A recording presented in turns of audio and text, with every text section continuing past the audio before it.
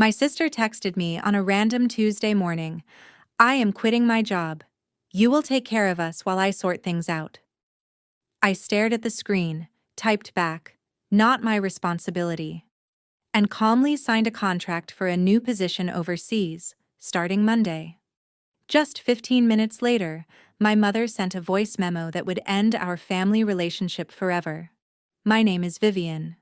At 34, I'm the vice president of global logistics for a major pharmaceutical company. For years, I was the family's designated ATM, the responsible one they could always bleed dry to fund their delusions of grandeur. Before I continue, let me know where you're watching from in the comments. Hit like and subscribe if you've ever had to cut off toxic family members who viewed your success as their personal piggy bank. I was sitting in my corner office overlooking downtown Chicago when my phone buzzed with the message that finally broke the camel's back. It was from my younger sister, Chelsea. At 30, Chelsea calls herself a lifestyle influencer, but in reality, her full-time job is maintaining an illusion of wealth on social media while drowning in credit card debt. Her text was long, frantic, and dripping with her usual entitlement. I am quitting my brand partnerships today, she wrote. Trey just lost all our savings in a crypto crash. The market wiped him out completely. I need you to transfer $5,000 to my account by tomorrow and set up a monthly wire until I get things together. Help me out during this hard time, okay? I read the message 3 times, letting the sheer audacity of her demand wash over me. Trey, her 32-year-old husband, is a personal trainer who spends more time giving financial advice online than actually training clients. He's an African-American man with a massive ego and a desperate need to appear wealthy, constantly boasting about his digital asset portfolio and luxury purchases. Now, his imaginary empire had apparently crumbled, and Chelsea expected me to subsidize their lavish lifestyle without a second thought. My hands did not shake. I did not cry. After years of paying for their mistakes, the well of my empathy had finally run completely dry. I tapped the screen and typed a simple 4-word response. Not my responsibility, Chelsea. I set the phone face down on my mahogany desk and turned my attention back to the thick document resting on my leather blotter. It was an executive transfer agreement.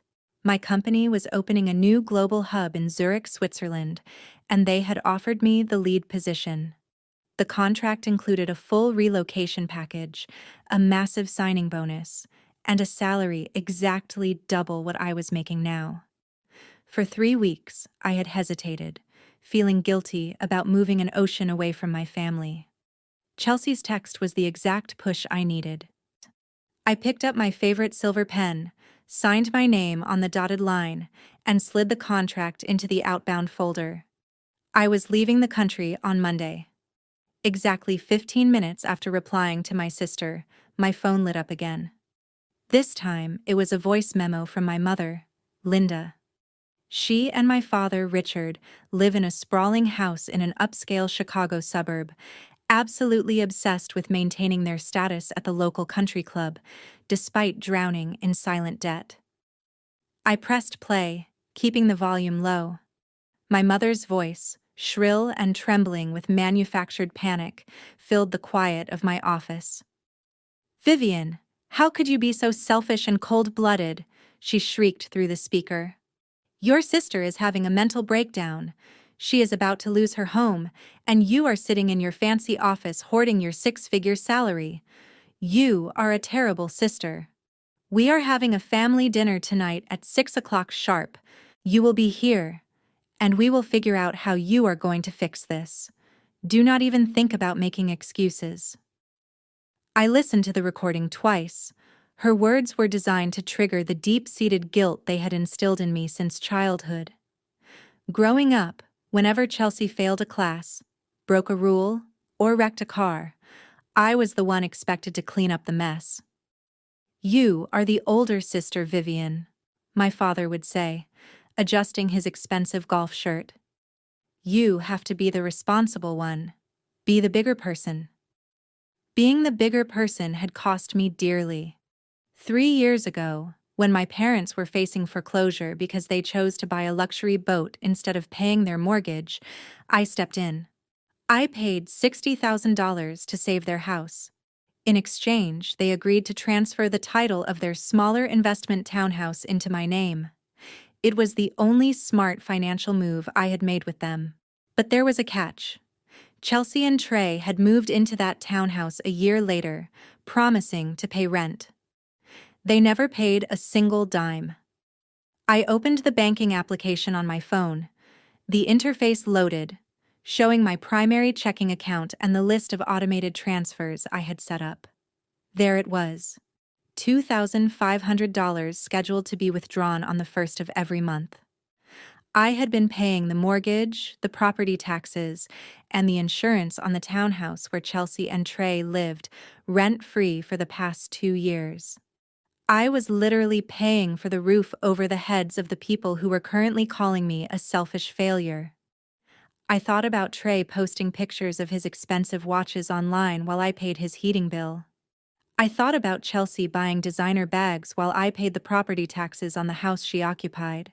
I thought about my mother demanding $5,000 a month as if I were a limitless trust fund rather than a woman who worked 70 hours a week to build a career from nothing. I tapped the recurring transfer. The screen prompted me with a warning. "Are you sure you want to cancel this scheduled payment?" "Yes." I pressed confirm. The transfer disappeared from the list, just like that. The financial lifeline I had extended to them for years was severed. The mortgage payment would bounce next week. The utility bills, which were linked to that same transfer, would go unpaid. Let Trey use his crypto expertise to figure out how to keep the lights on. I locked my phone and stood up, walking over to the floor-to-ceiling windows of my office. The city below was bustling with traffic, people rushing to their next obligations. I felt lighter than I had in a decade. The heavy chain of familial duty that had dragged me down was finally broken. My mother wanted a family dinner tonight.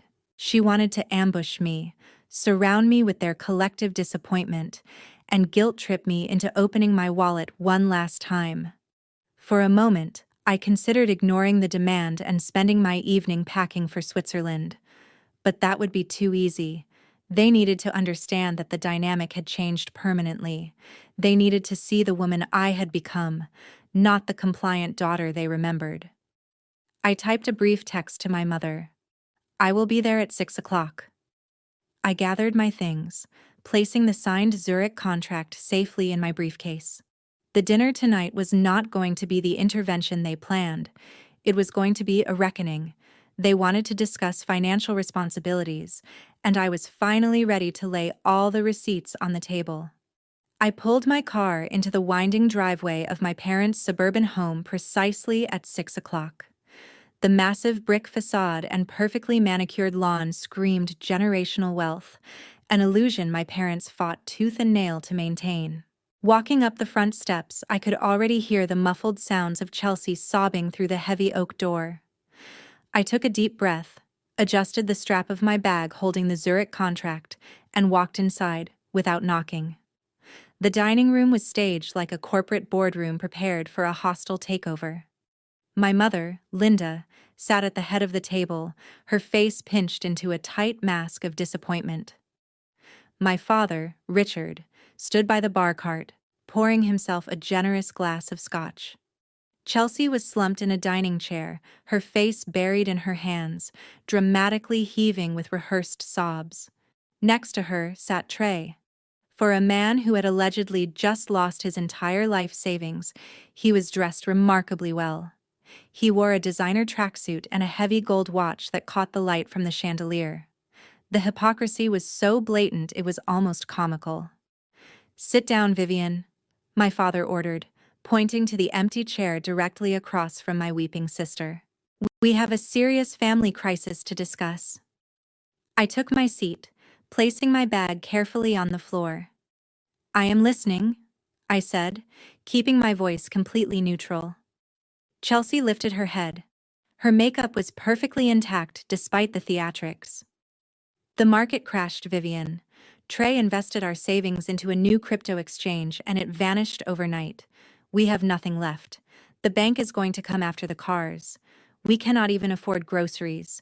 You have to help us. I need that $5,000 a month, and we need a lump sum to clear the immediate debts. A lump sum? I repeated. From where, exactly? My mother leaned forward, her eyes narrowing. You have a massive retirement account.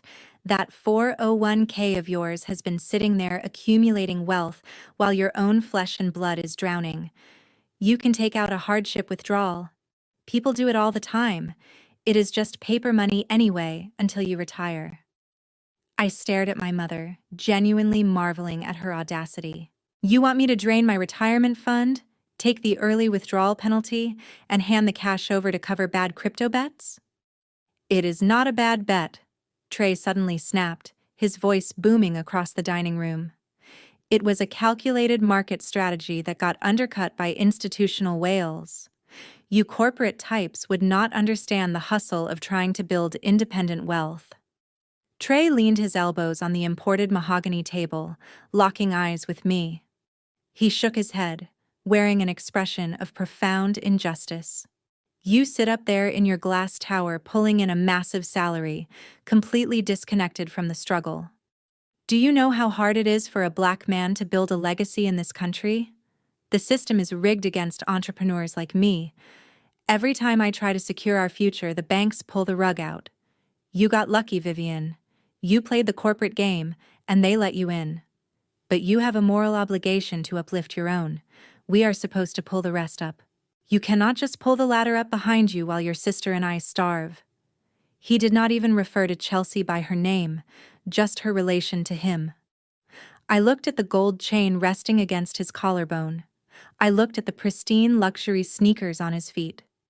The sheer entitlement radiating from him was suffocating. He was using systemic issues, real struggles that people actually faced, as a shield for his own reckless gambling and financial incompetence. So, let me get this straight, I said, slowly folding my hands on the table.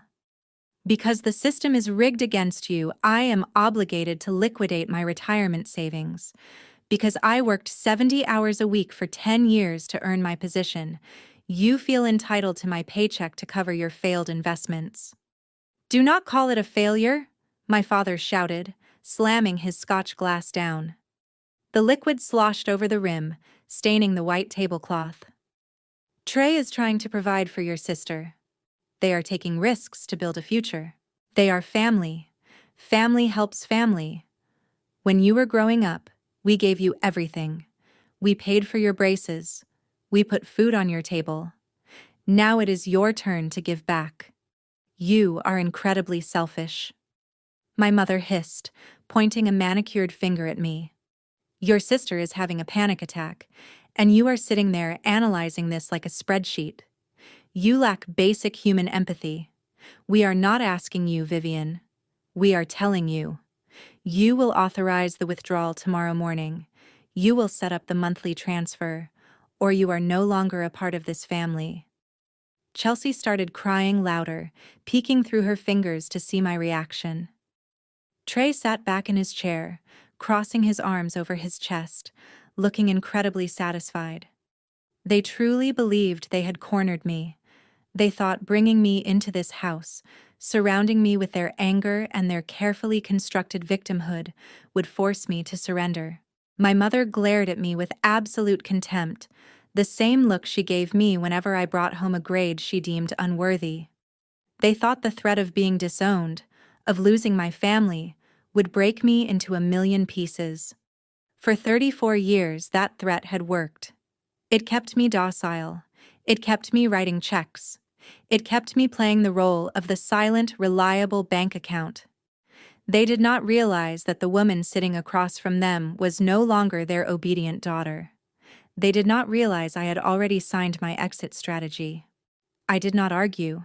I did not raise my voice. I simply reached down into the leather bag resting at my feet. The silence in the dining room grew heavy, thick with their anticipation. They thought I was reaching for my checkbook.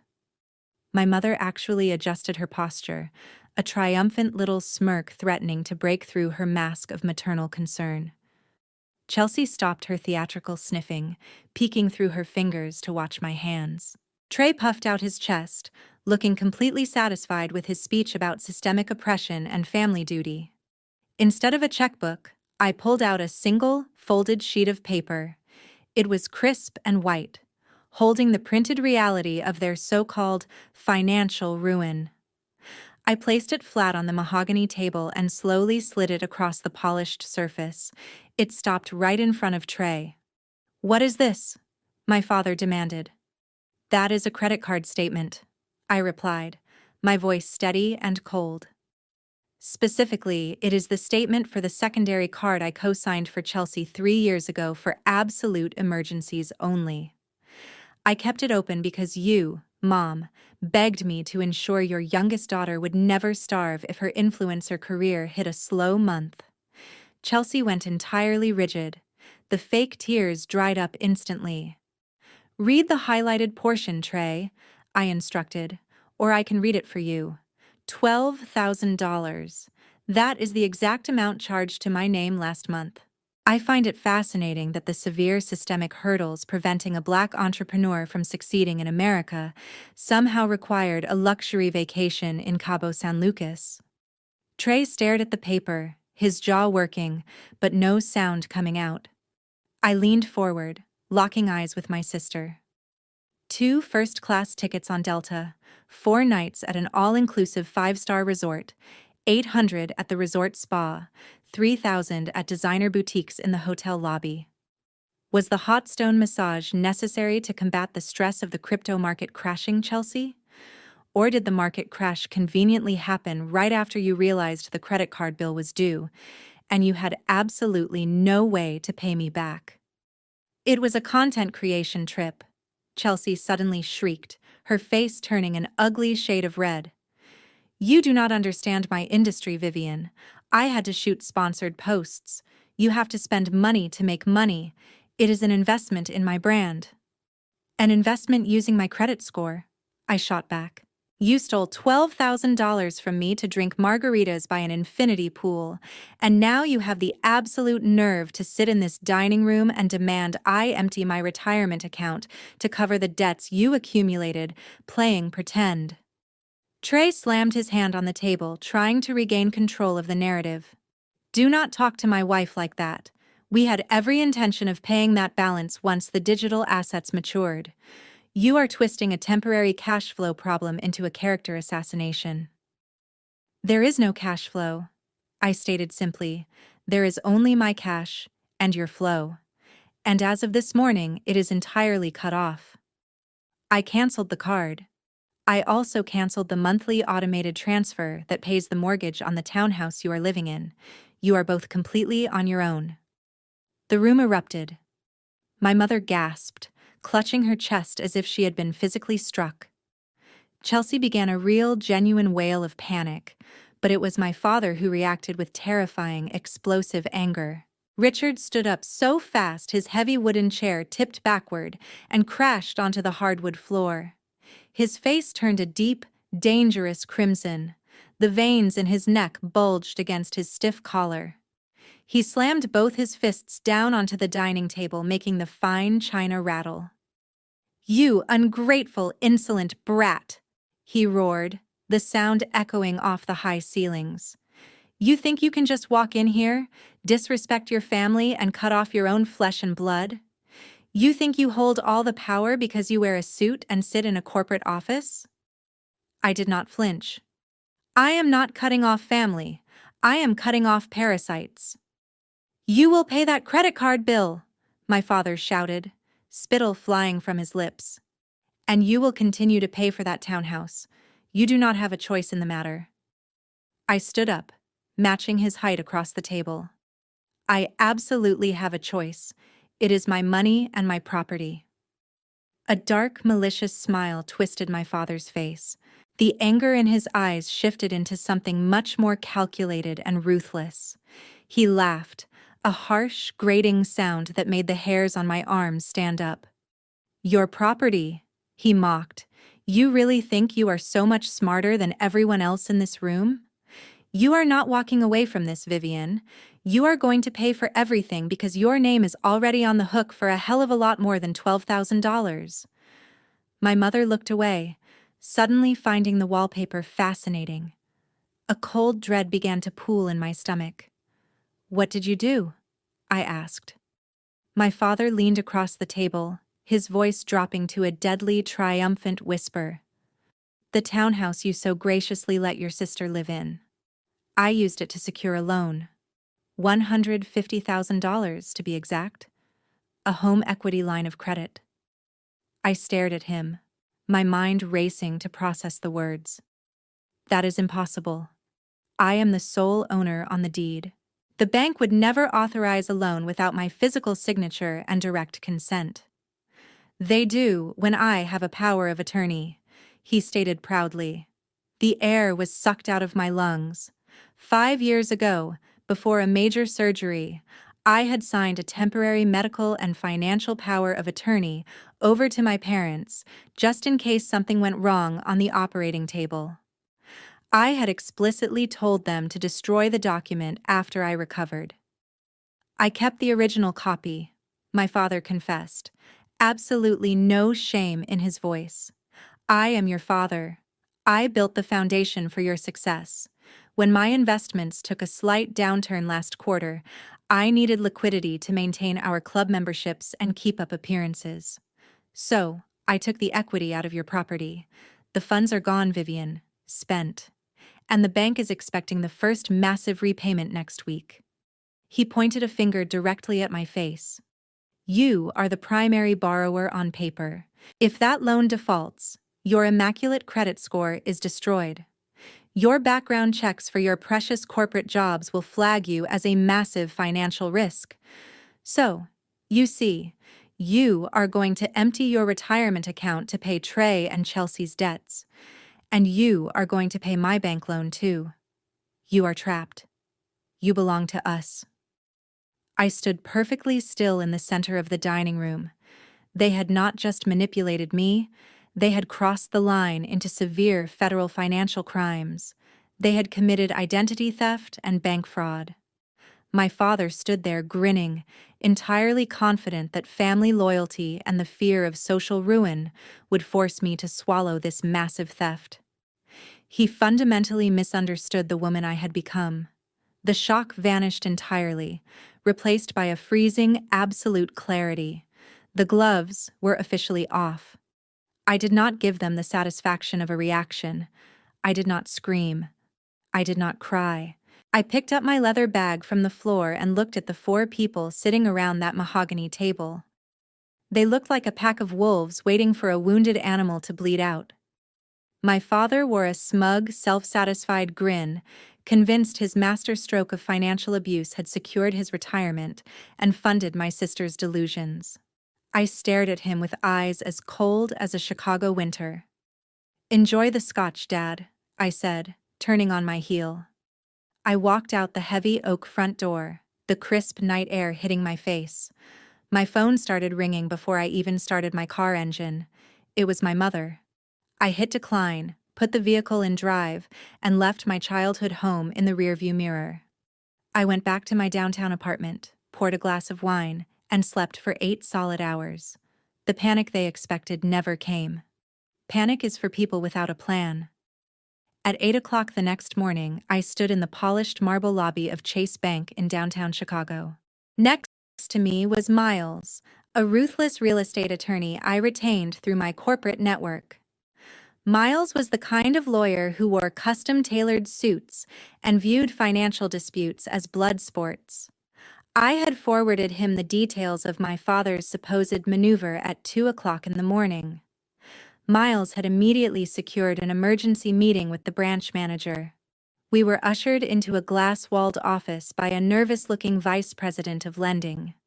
I demanded the complete file for the home equity line of credit taken out against the townhouse I owned. The manager hesitated, citing privacy policies, but Miles slapped his briefcase onto the desk. He calmly explained that as the sole deed holder, denying me access to the loan origination documents would result in an immediate federal lawsuit against the institution. The manager quickly complied, printing a stack of paperwork thick enough to serve as a doorstop. Miles put on his reading glasses and began sifting through the pages with the precision of a surgeon. For 10 minutes, the only sound in the room was the crisp turning of paper. Suddenly, Miles stopped. A sharp, humorless chuckle escaped his lips. He slid a dense, text-heavy document across the desk toward me. "Look at the authorization page, Vivian," he instructed. I looked down at the highlighted section. It was the master loan agreement for $150,000. I scanned the paragraphs detailing the interest rates and repayment schedules, finally landing on the bottom of the page. There, sitting above the printed letters of my full legal name, was a signature in blue ink. It was not my signature. The loops were wrong, the slant was entirely off, and the pressure applied to the paper was heavy and erratic. It was a crude, desperate imitation of my handwriting. Next to the forged signature was a notary stamp belonging to a man I recognized as one of my father's old golfing buddies from the suburban country club. My father had not just signed my name, he had colluded with a corrupt notary to push the paperwork through the system. I looked up at Miles. "Where is the temporary power of attorney document from 5 years ago?" I asked. Miles leaned back in his chair, folding his arms. "There is no power of attorney in this file, Vivian. Banks tightened their regulations years ago regarding remote equity loans. They required a direct wet signature from the primary deed holder, backed by a verified notary public. Your father did not use a legal loophole. He committed flat-out, undeniable forgery." The bank manager turned a sickening shade of gray. He realized instantly that his branch had authorized a massive fraudulent loan, opening the bank up to severe regulatory penalties. Miles did not give him a chance to speak or offer excuses. "We will be taking certified copies of all this," Miles stated, swiftly gathering the papers and shoving them into his briefcase.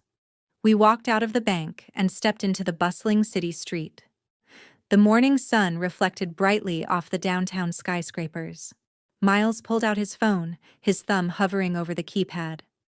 "We are going straight to the Federal Bureau of Investigation," he said firmly. "This is textbook wire fraud, identity theft, and bank fraud.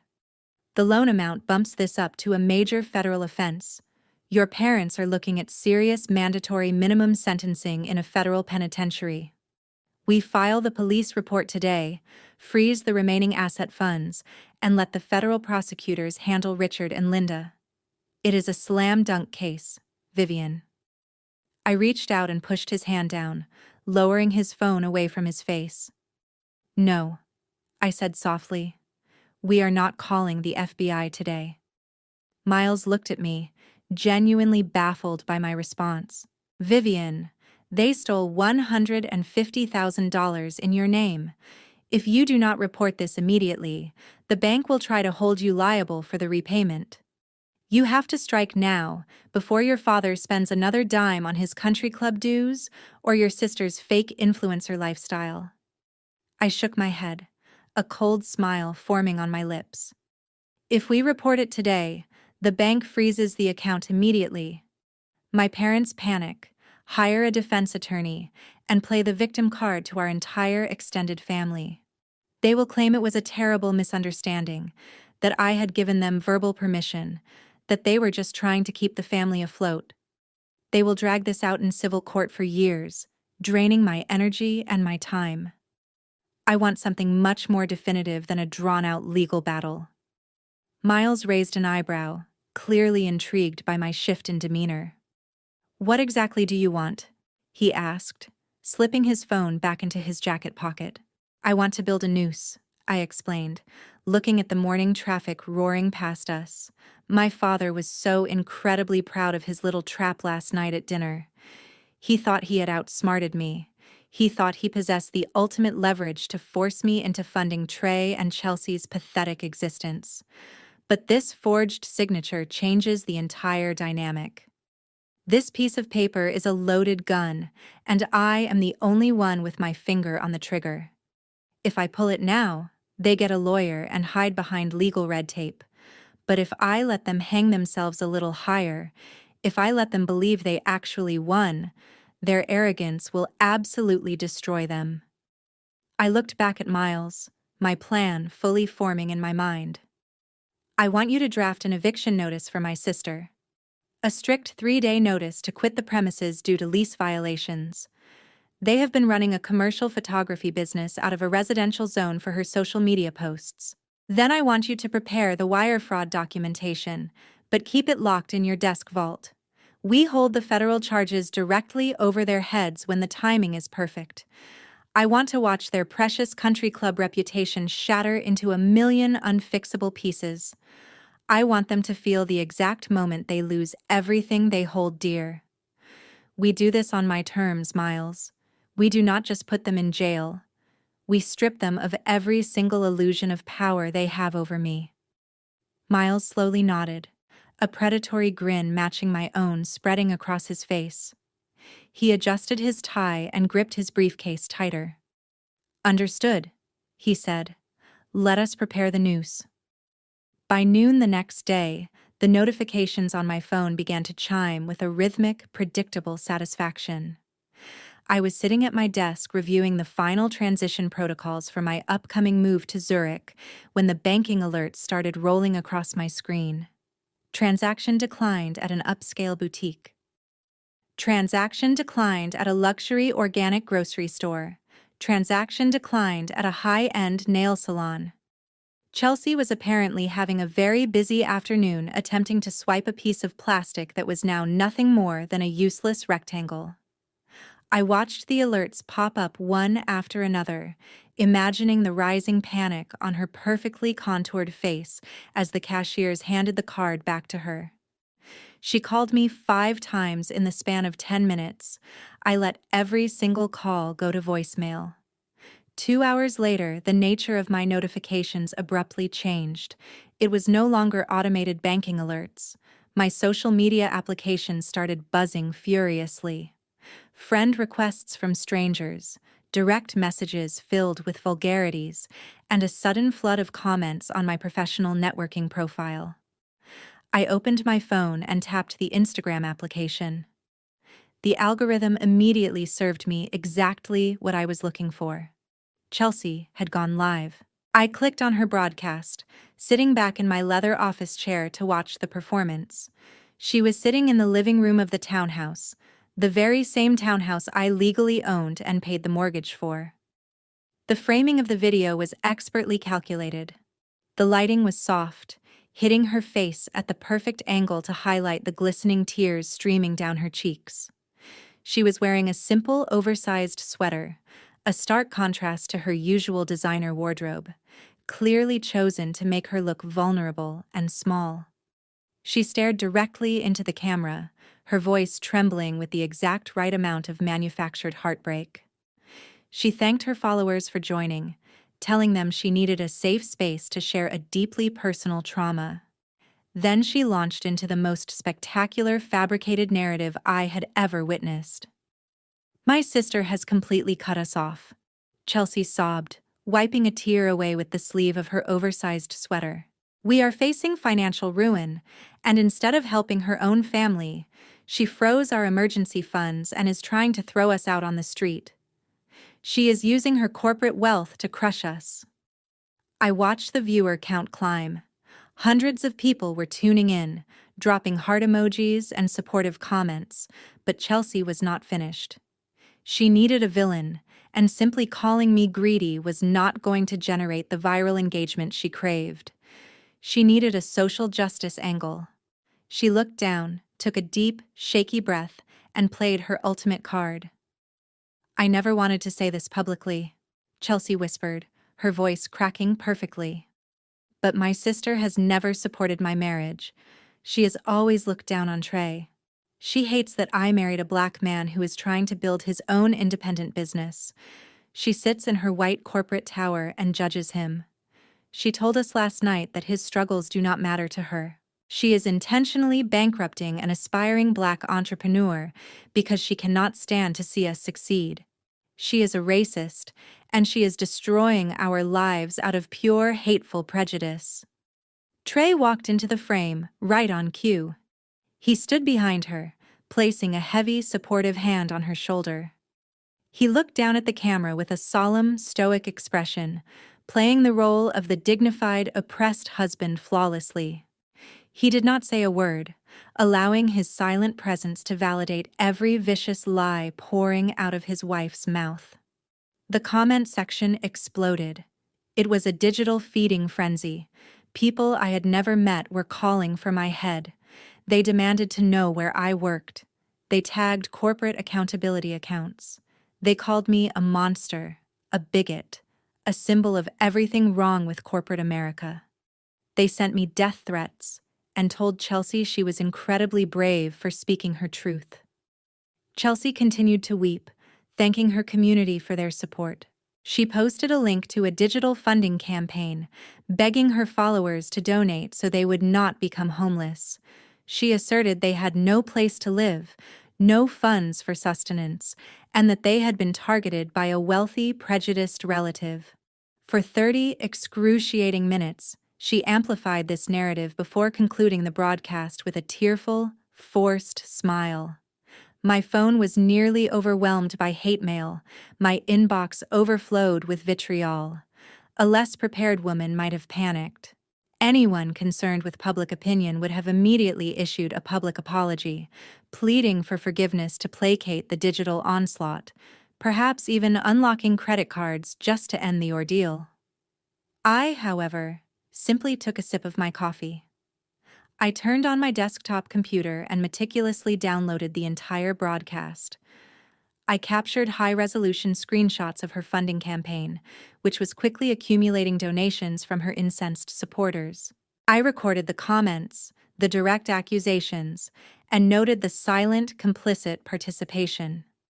I then organized everything into a secure, encrypted digital folder. Chelsea believed she had outmaneuvered me by taking the conflict to the court of public opinion. She thought that leveraging race and victimhood would compel my submission. She was convinced that cancel culture was her ultimate advantage. However, she profoundly lacked the intellect to grasp the legal ramifications of her actions. By initiating a fundraising campaign founded entirely on provable falsehoods, she had committed wire fraud across state lines. By publicly accusing me of racism to tarnish my professional standing, she had crossed the line into severe, actionable defamation. She had handed me a loaded weapon, clearly marked with her own fingerprints. I picked up my phone and dialed my attorney's number. The ringing ceased after the second tone. "We are prepared for the next stage," I stated, observing the Chicago skyline. "Chelsea has provided us with everything we need. Finalize the documents. It's time to clear out the townhouse." I did not expend any effort on self-defense online. Engaging with a digital mob that had already judged me, the villain was precisely Chelsea's objective. She desired a public spectacle, a shouting match in the comments to inflate her engagement metrics and drive more traffic to her fraudulent donation drive. Her world revolved around likes, shares, and manufactured outrage. My world operated on the principles of contracts, deeds, and the rule of law, which dictated consequences. The following morning, I sat opposite my attorney, Miles, in his downtown office. I slid the encrypted drive containing the broadcast and her funding campaign screenshots across his desk. Miles reviewed the material, his expression remaining professionally neutral, though a distinct gleam of satisfaction flickered in his eyes. He concurred that her public broadcast was the definitive blow to her own position. We wouldn't need to issue a standard 30-day eviction notice. Typical evictions were for tenants who merely missed rent payments, a process that could be prolonged for months by a skilled defense attorney in housing court. We intended to bypass the conventional waiting period entirely. When I permitted Chelsea and Trey to occupy the townhouse 2 years prior, I had insisted on a formal lease agreement.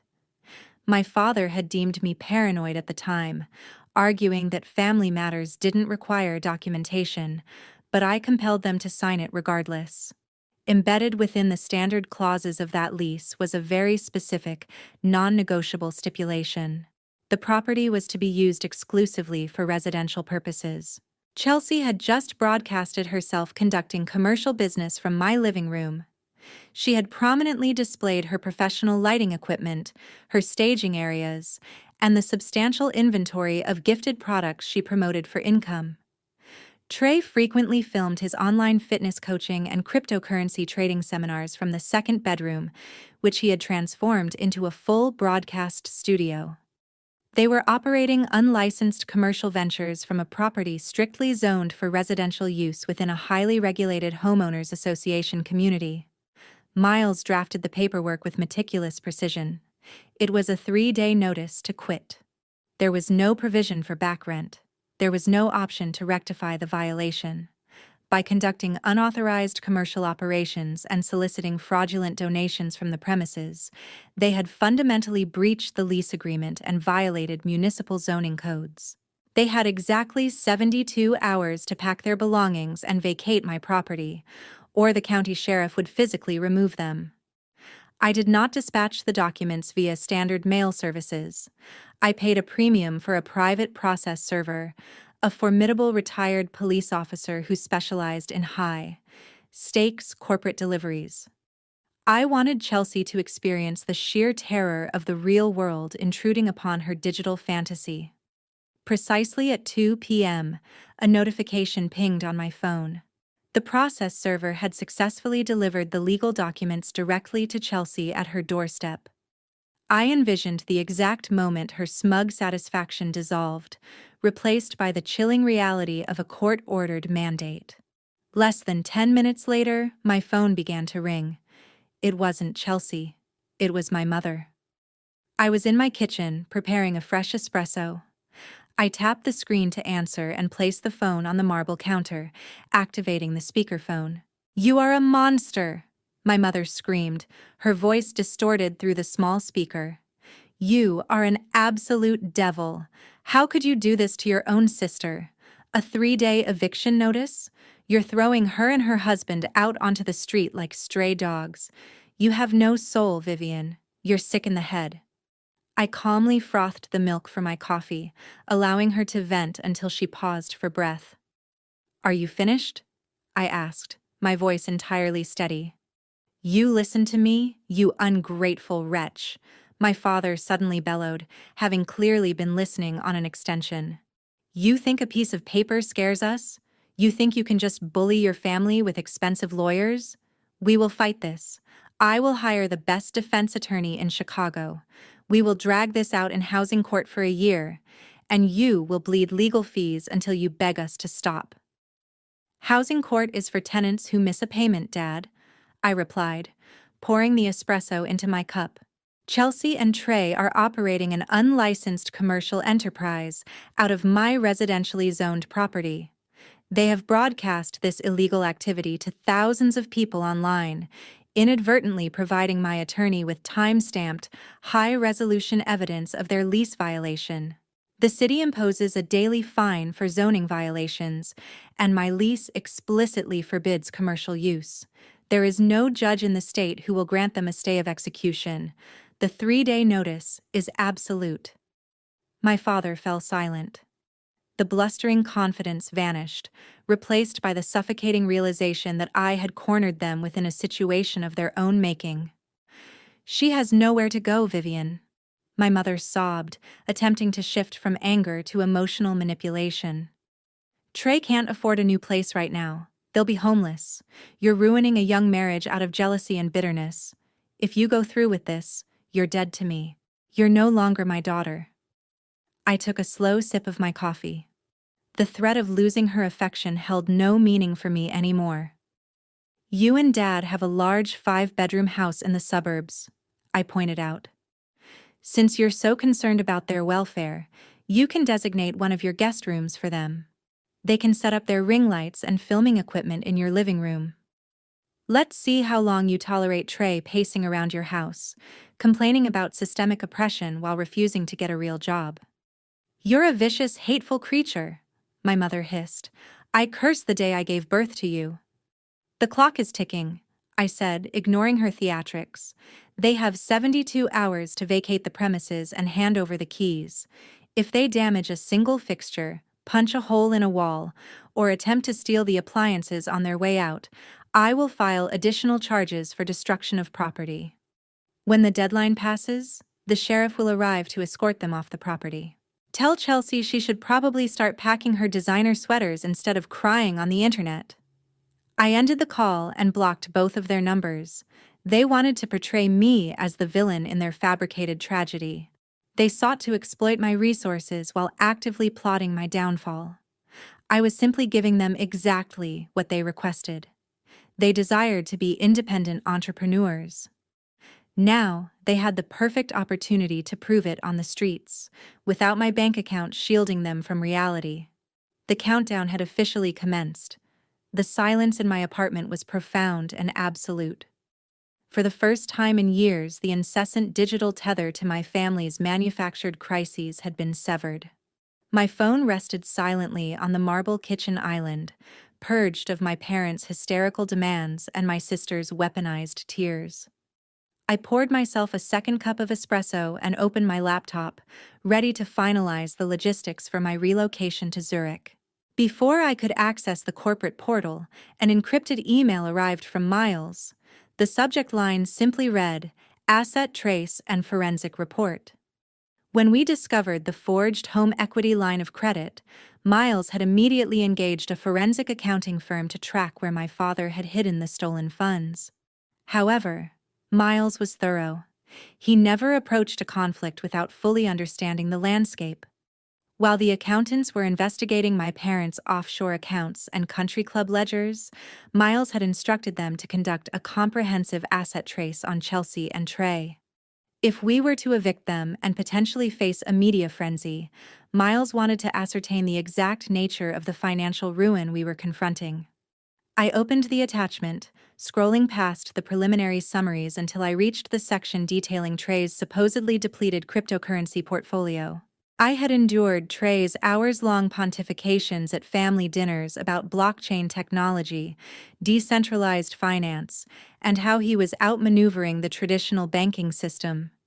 He had shouted at me across the dining room table just yesterday, blaming institutional whales and a rigged economic machine for wiping out his life savings. I examined the data on the screen. The forensic accountant had traced the public ledger of Trey's primary digital wallet. The blockchain is entirely transparent if one knows what to look for, and these accountants were the best in Chicago.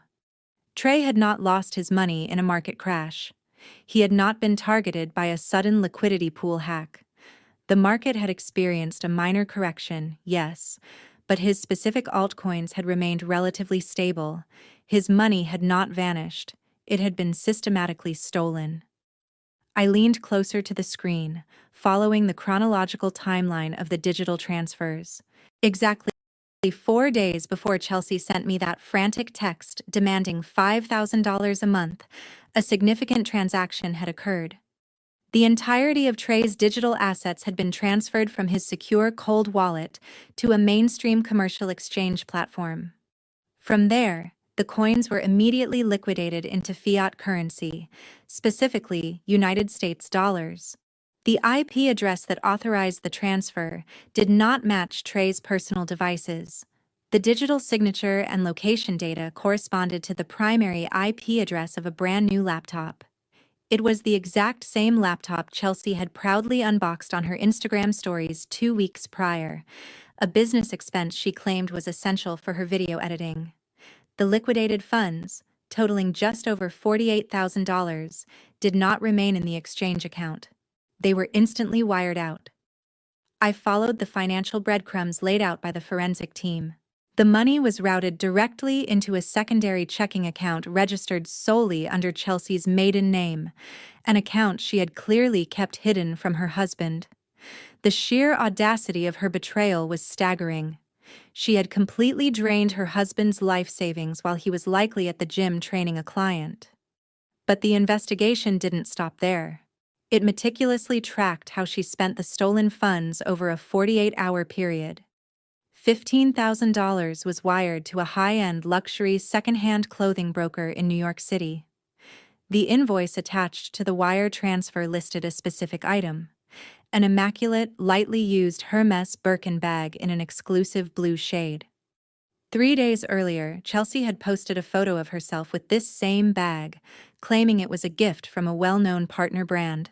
Another $20,000 was wired to a small PR agency in Los Angeles, effectively settling months of unpaid bills she had accumulated trying to buy fake followers, tick verification boxes, and place ads in digital lifestyle magazines.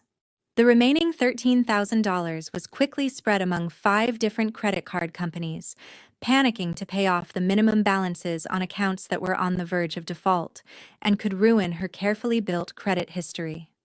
Once the money was gone, Chelsea had simply deleted the trading application from Trey's smartphone. She had altered the two-factor authentication protocols and scrambled the passwords. When Trey inevitably tried to check his portfolio, he found himself locked out, staring at a screen that refused to load. Trey was arrogant, loud, and incredibly entitled, but he was not particularly tech-savvy. He only understood the buzzwords of the cryptocurrency world. Chelsea, aware of her husband's fragile ego and deep-seated paranoia about the financial system, had simply provided him with a convenient narrative. She told him the exchange had collapsed, showed him generic news articles about market volatility and institutional sell-offs, and spun a web of lies. She played the supportive, devastated wife, watching him rage against a rigged system while she secretly admired her stolen designer handbag in the next room. She had manufactured a financial crisis, stolen her husband's future, and then orchestrated a tearful family dinner to pressure me into replacing the very funds she had just squandered. When I refused, she took to the internet, crying crocodile tears about racism and oppression, garnering donations from sympathetic strangers to conceal her own domestic theft. I leaned back in my chair, a slow, dangerous laugh escaping my throat. I had spent the last 2 days viewing Trey as a hostile enemy, a parasite actively attempting to drain my resources. But staring at this forensic report, I realized Trey was not the mastermind. He was merely a useful, loud idiot. He was a human shield that Chelsea had positioned directly in my line of fire. I no longer needed to contend with Trey. I did not need to argue with him about privilege, hard work, or familial duty. I simply needed to hand him the match and allow him to burn his own marriage to the ground. I downloaded the specific pages detailing the digital transfers, the IP address logs, and the luxury consignment invoice. I printed them out on the high-quality laser printer situated in the corner of my home office. The pages were warm to the touch as I gathered them, aligning the edges perfectly.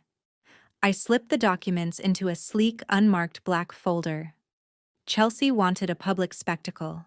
She wanted to play the victim and rally an audience. She was about to learn that the most destructive explosions don't happen online. They happen behind closed doors when the people you manipulate finally see the evidence. I placed the black folder on my entryway console table. I knew my family wouldn't stay silent. I knew they would come for me soon, desperate to stop the eviction and demand the money they felt entitled to. And when they arrived, I would be waiting, armed with the exact cost of my sister's deceit. Wednesday morning dawned with a bitter chill that seeped through the glass of my downtown apartment. My bags were partially packed, arranged neatly near the door. The black folder containing the forensic evidence against my sister rested precisely where I had left it on the console table.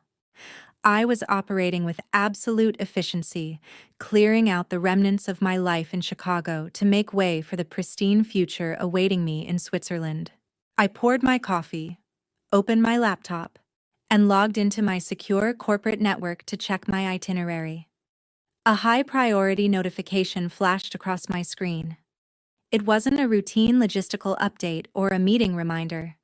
The sender was the Director of Human Resources for the European Division in Zurich. The subject line consisted of a single capitalized word demanding my immediate attention. I opened the message. The language was sterile, strictly professional, and utterly devastating. The email stated that the Zurich office had received a highly concerning anonymous telephone call originating from the United States late Tuesday evening. The caller claimed to have intimate knowledge of my financial operations as the Vice President of Global Logistics. The anonymous source explicitly accused me of systemic corporate fraud, alleging that I had been embezzling company funds and falsifying vendor invoices for the past 3 years to enrich myself. The HR director informed me that, per corporate compliance protocols, my transfer contract was immediately suspended. A formal internal investigation was being launched, and if the allegations held any weight, my employment would be terminated across all global branches. I sat perfectly still, staring at the glowing pixels on my screen. The coffee in my mug stopped steaming. For a fraction of a second, the sheer audacity of the sabotage stole my breath. It was a tactical strike aimed directly at my throat. I didn't need a team of private investigators to figure out who had made that anonymous phone call. Richard and Linda were cornered. I had cut off their financial supply, locked down the credit cards, and issued a formal eviction notice to their precious golden child. I had laughed in their faces when they tried to use a fraudulently obtained home equity loan to extort me. They knew that by Monday I would be on a transatlantic flight, entirely out of their reach and beyond their jurisdiction. If I left the country, they would be left holding the bag for $150,000 in bank fraud, and Chelsea would be living on the street. They needed me trapped in Chicago. They needed my high corporate salary to bleed dry and, above all, they needed to strip away the financial independence that gave me the power to defy them. In their twisted country club minds, this was the perfect maneuver.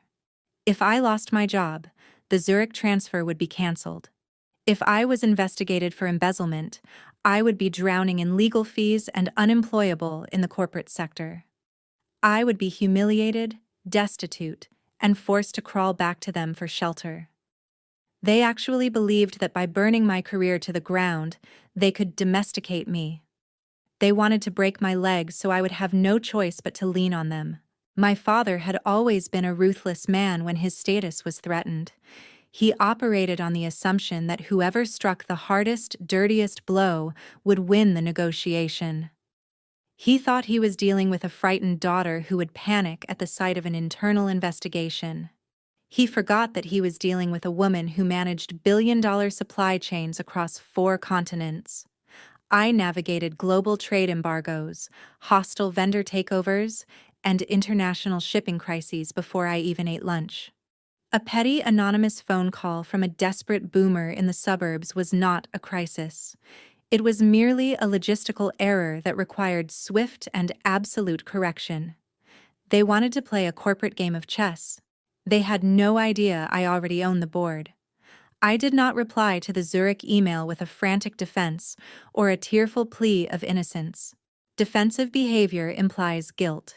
Instead, I leaned back in my chair and analyzed their sloppy execution. An anonymous phone call is inherently weak. It relies entirely on fear and protocol to cause damage. But corporate investigations in the pharmaceutical industry don't run on hearsay. They run on data. Every single invoice I approved, every vendor contract I signed, and every budget allocation I managed over the last 5 years was logged, tracked, and audited by independent financial software. I had never expensed so much as a cup of coffee without a corresponding receipt. My digital footprint within the company was immaculate. Furthermore, my parents were arrogant, but they were technologically illiterate. They likely used a household landline or a basic prepaid mobile phone to make the international call, assuming the word anonymous provided a magical shield of invisibility. They fundamentally misunderstood how corporate security infrastructure operates when dealing with international fraud allegations.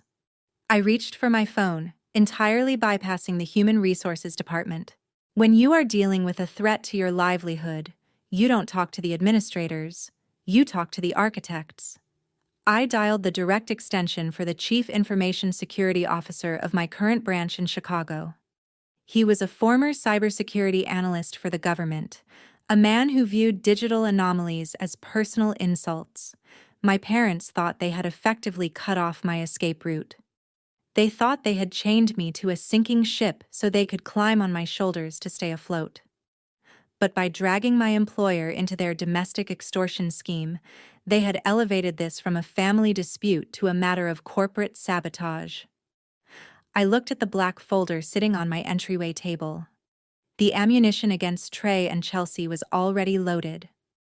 Now Richard and Linda had willingly stepped into the crosshairs.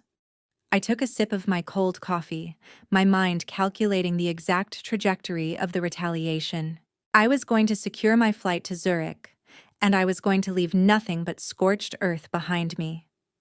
I picked up my mobile device and bypassed the standard human resources channels entirely.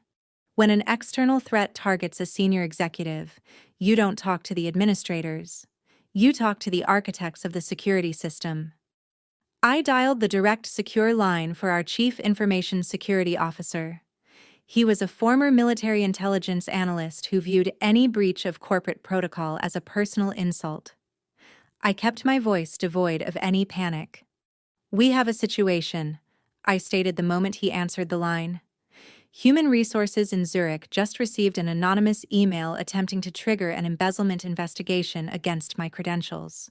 The timing is a coordinated effort to sabotage my international transfer. I need you to pull the email headers and trace the origin IP address immediately.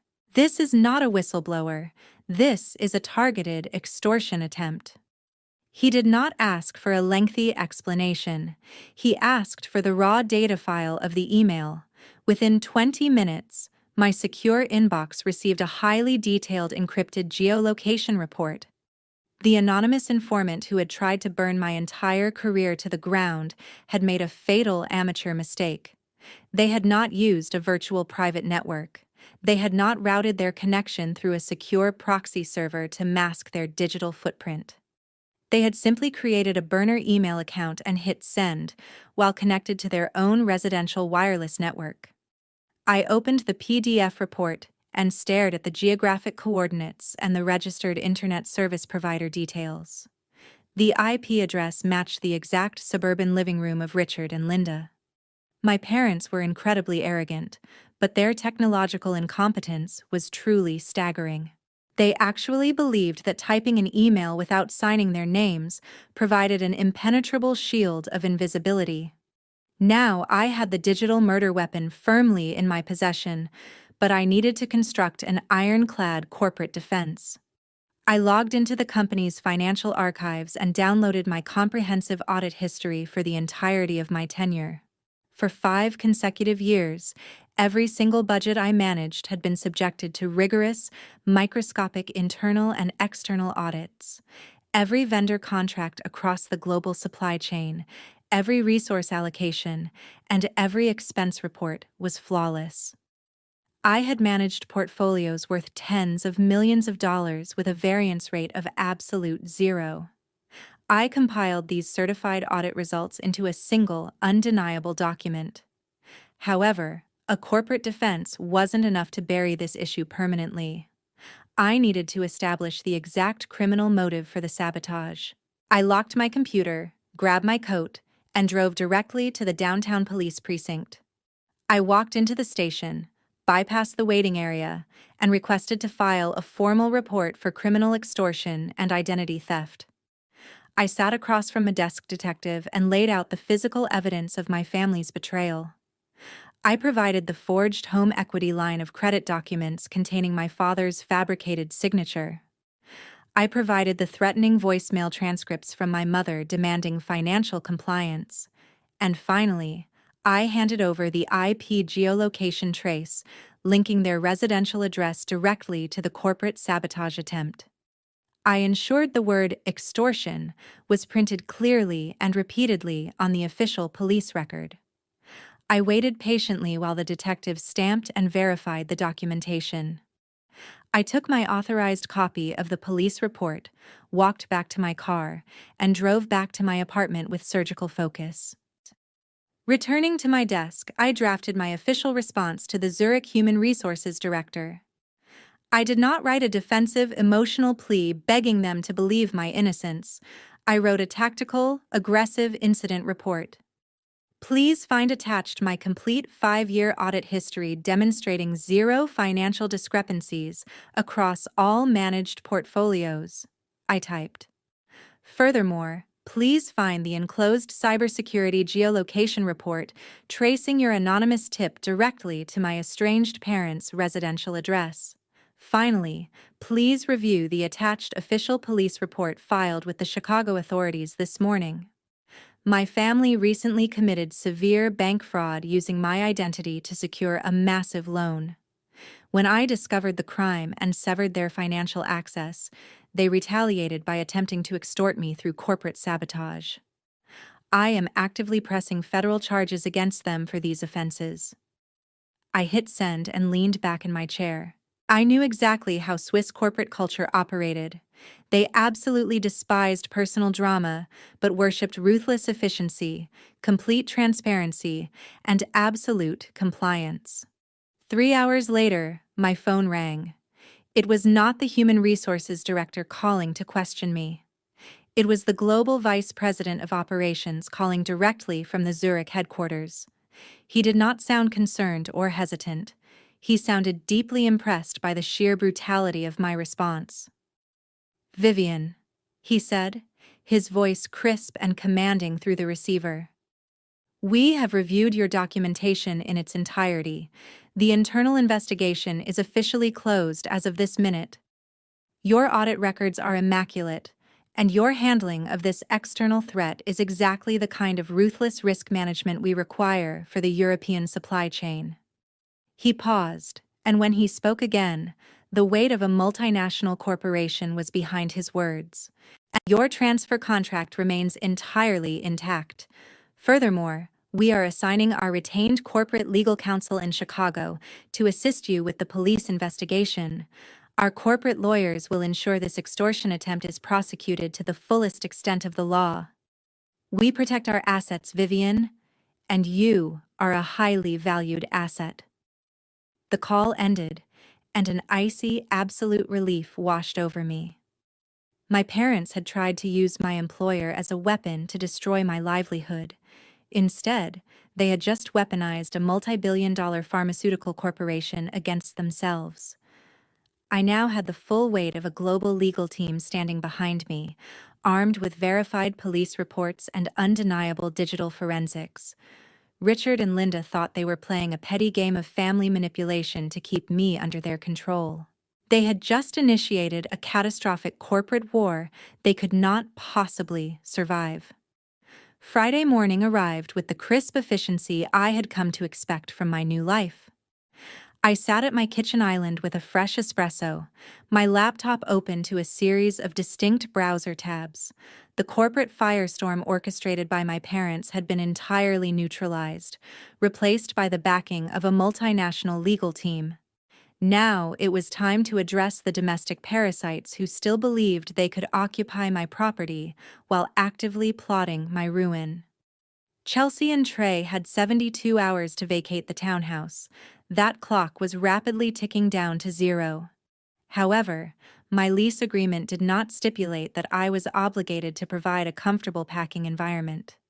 For the past 2 years, I had maintained the utility accounts in my name, blindly paying for the climate-controlled comfort of my sister's influencer lifestyle and my brother-in-law's cryptocurrency trading cave. I clicked on the first tab, the local electrical provider. I navigated to the service management portal, typed in my authorization credentials, and selected the option to terminate service. A prompt asked me to select a date. I chose today, effective immediately. I clicked confirm. The screen refreshed, assuring me that a technician would remotely sever the grid connection to the townhouse within the hour. I moved to the second tab, the municipal water district. Another login, Another authorization. Another immediate termination of service. Let Chelsea try to maintain her flawless skincare routine and shoot her sponsored beauty tutorials without running water. Let Trey attempt his post-workout showers in a bone-dry bathroom. Finally, I accessed the natural gas provider and initiated the exact same protocol. The digital severance was swift, silent, and absolute. I was systematically freezing the bloodline of their fabricated existence. By noon, the townhouse would be nothing more than a dark, freezing brick box. They would have to pack their designer bags and fitness equipment in the bitter cold, completely cut off from the modern conveniences I had subsidized for far too long. With the residential leeches neutralized, I turned my attention to the architects of this entire disaster, Richard and Linda. My parents had weaponized my corporate career because they believed my income was the only thing standing between them and social irrelevance. Their entire identity was tied to the local country club, an exclusive, wildly expensive suburban enclave where the elite gathered to compare stock portfolios and judge their neighbors. They spent their weekends sipping overpriced cocktails on manicured terraces, projecting an image of generational wealth that was completely hollow. What their high society friends did not know was that Richard and Linda could not actually afford the exorbitant monthly dues. 5 years ago, when their financial mismanagement first began to show cracks, my father had begged me to become the primary financial guarantor for their country club membership. He claimed it was just a temporary formality, a necessary requirement to bypass a credit check after a bad investment year. Like a dutiful daughter, I had signed the guarantor agreement and linked my secondary corporate card to the account. They reimbursed me at first, but slowly those reimbursements stopped, replaced by excuses and guilt trips. I opened a new tab and navigated directly to the private member portal of the country club. I entered my guarantor credentials and accessed the billing dashboard. The account showed thousands of dollars in pending charges for dining, golf cart rentals, and spa services from the past 3 weeks alone. I did not just remove my credit card from the payment profile. I navigated to the Legal Administration tab and formally revoked my status as the financial sponsor for Richard and Linda. I filled out the digital declaration stating that I would no longer bear any financial liability for the primary account holders, effective immediately. I knew exactly what was happening at the club at that very moment. It was Friday afternoon. My mother practically lived at the clubhouse on Fridays, hosting a lavish weekly high tea luncheon with the wives of local executives and politicians. It was her grand stage, the place where she held court and bragged about her successful daughters, spinning elaborate fictions about our perfect family dynamic. She was likely sitting at a prime table on the veranda right now, ordering imported champagne and tiered trays of artisanal pastries, entirely confident that the invisible daughter in the city would automatically cover the tab. I picked up my phone and called the club's financial director directly. I informed him that my sponsorship was legally revoked and that the credit card on file was unauthorized for any future transactions. I instructed him to decline any pending authorizations immediately to prevent further fraudulent charges against my name. The director, bound by strict financial protocols, confirmed the immediate suspension of their charging privileges. I could vividly picture the scene unfolding miles away in the affluent suburbs. The luncheon would be drawing to a close. The impeccably dressed waiter would approach my mother's table carrying the leather billfold containing a tab running well into the high hundreds. Linda would casually wave her hand, offering her signature smile, instructing the waiter to simply put it on the family account, as she had done 1,000 times before. The waiter would bow respectfully and walk to the terminal. He would swipe the membership card. The machine would flash red. Declined. He would try again, assuming a system error. Declined. Account suspended. Guarantor revoked. The waiter would have to walk back to that table, surrounded by the wealthiest, most judgmental women in the county. He would lean down and quietly inform my mother that her account was frozen and her payment method was invalid. He would ask her for an alternative form of payment. Linda, who had maxed out her personal cards months ago, would have absolutely nothing to give him. Her pristine, carefully curated facade would shatter right there, among the clinking teacups and the hushed, gleeful whispers of her supposed friends. The social death she feared more than anything else in the world would be absolute, instantaneous, and entirely public. I closed my laptop, the silence in my apartment feeling like a standing ovation. The intercom in my apartment chimed with a sharp, urgent tone. It was precisely 4 o'clock in the afternoon. I was standing in my bedroom, carefully folding a silk blouse into my leather travel trunk, enjoying the absolute silence that had settled over my life. I pressed the communication button on the wall panel.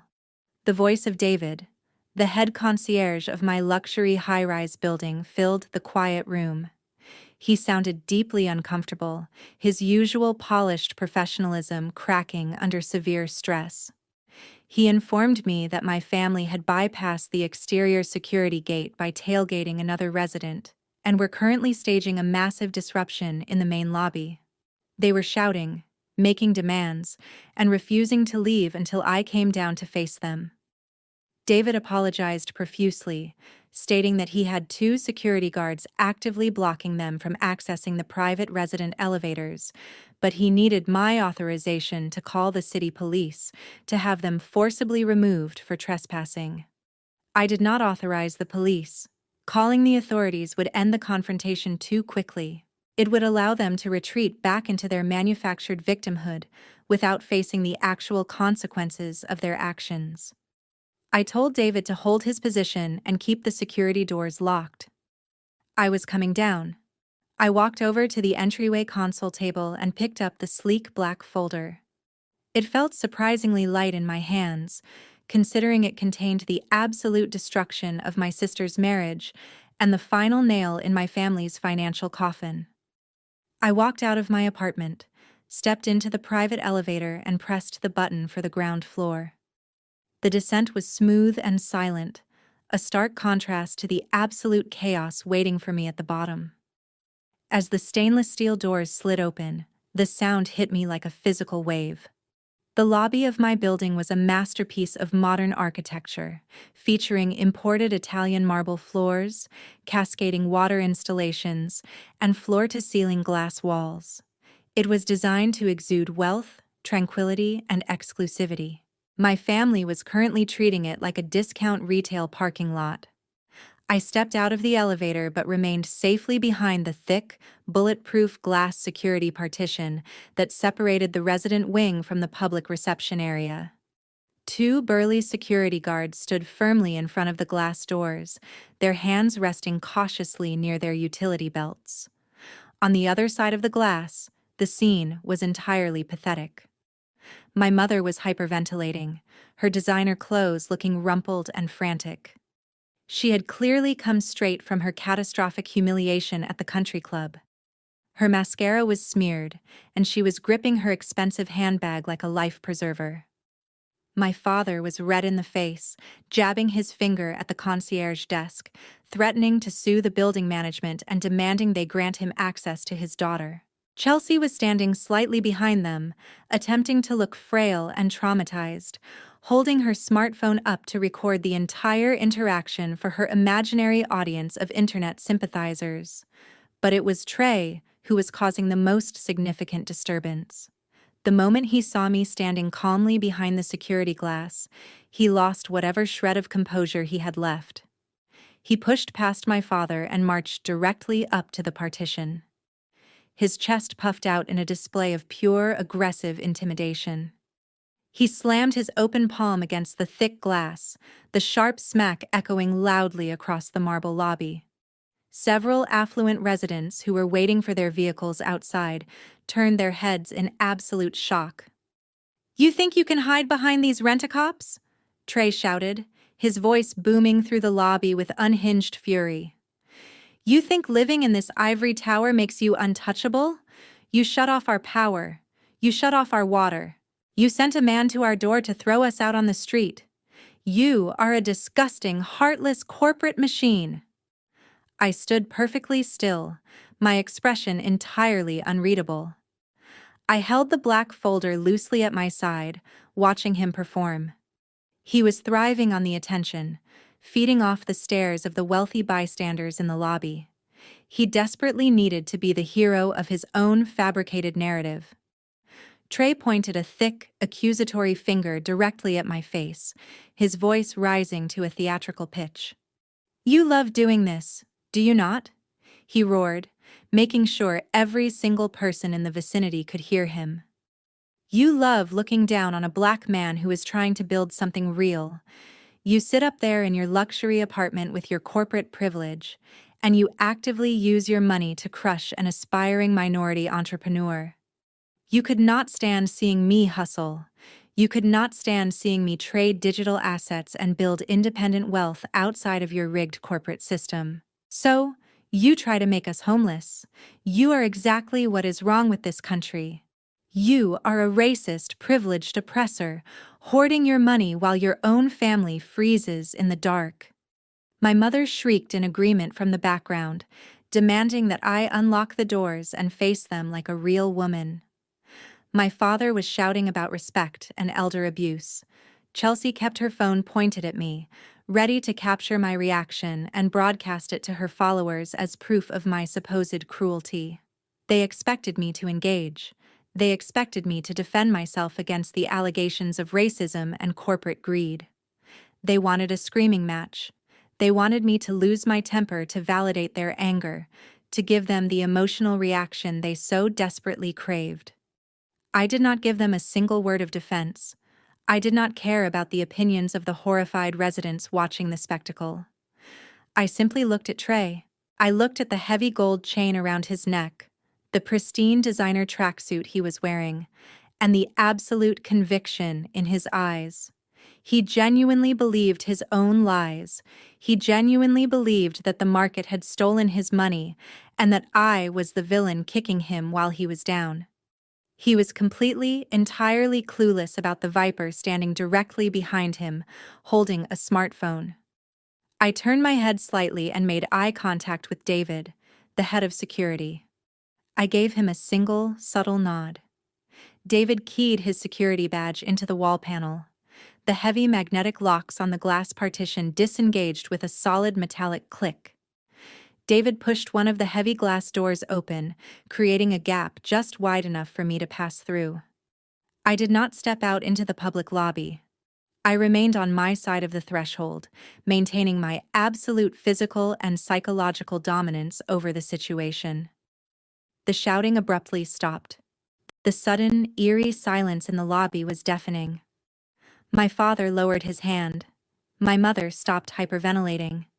Trey stood frozen, waiting for me to apologize, to back down, to beg for their forgiveness in front of the audience they had gathered. I slowly raised my hand and held the unmarked black folder out toward the gap in the glass doors. I looked directly into Trey's eyes, my voice slicing through the quiet lobby like a scalpel. "You want to talk about stolen wealth?" I set the volume of my voice barely above a whisper, yet carrying enough weight to command the entire room. "You want to stand in my building and scream about oppressive systems and stolen futures? You want to know exactly where your cryptocurrency portfolio went, Trey?"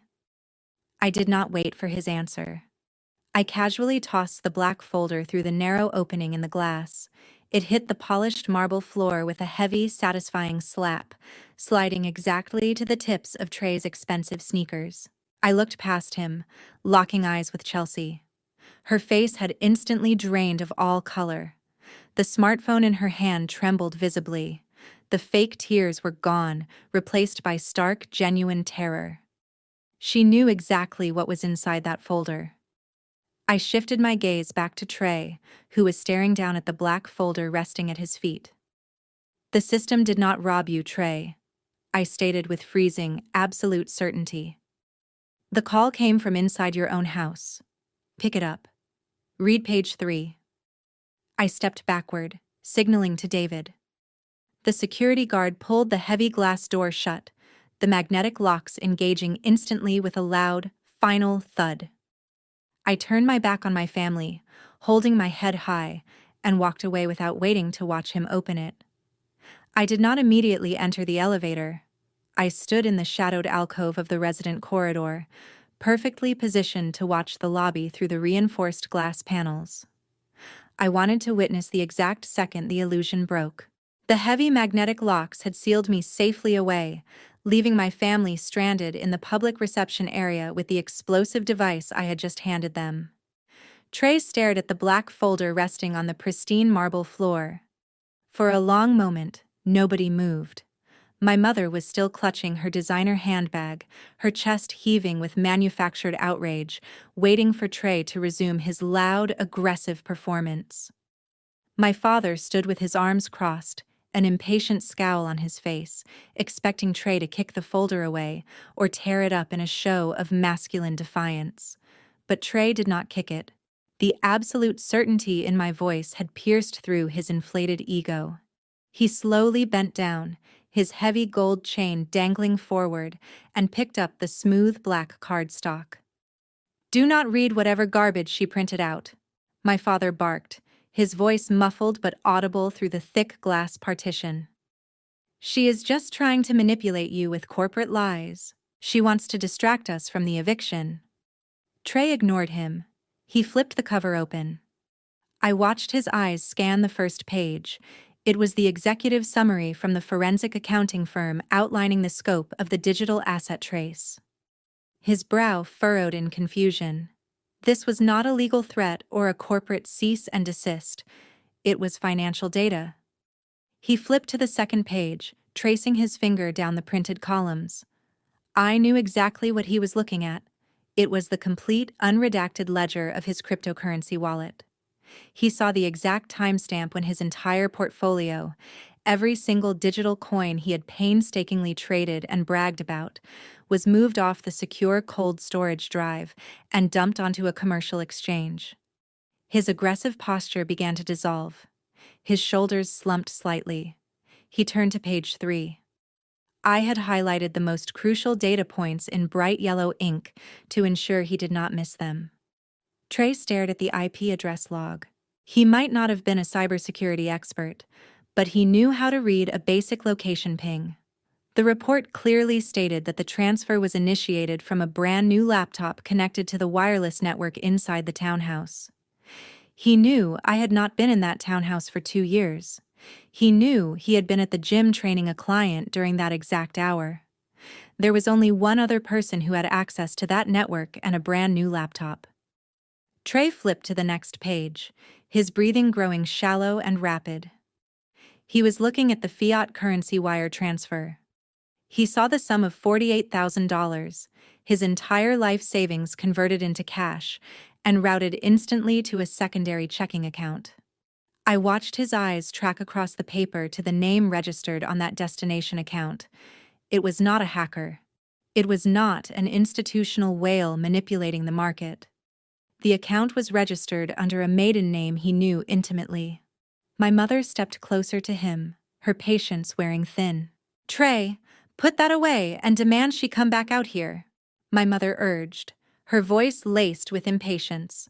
"We are not leaving until she reverses the eviction." But Trey did not hear her. He was entirely consumed by the black folder. He turned another page and I watched the final piece of his fabricated reality crumble. He was staring at the luxury consignment invoice. The high-resolution photograph of the pristine blue Hermes Birkin bag was printed clearly next to the price tag of $15,000. The shipping address on the invoice matched the townhouse. The recipient name was his wife. He flipped to the next page. A $20,000 wire transfer to a boutique public relations agency in Los Angeles, paying off months of delinquent invoices for fake followers and artificial social media engagement. He flipped again. Receipts for massive credit card payments wiping out balances that had been dangerously close to default.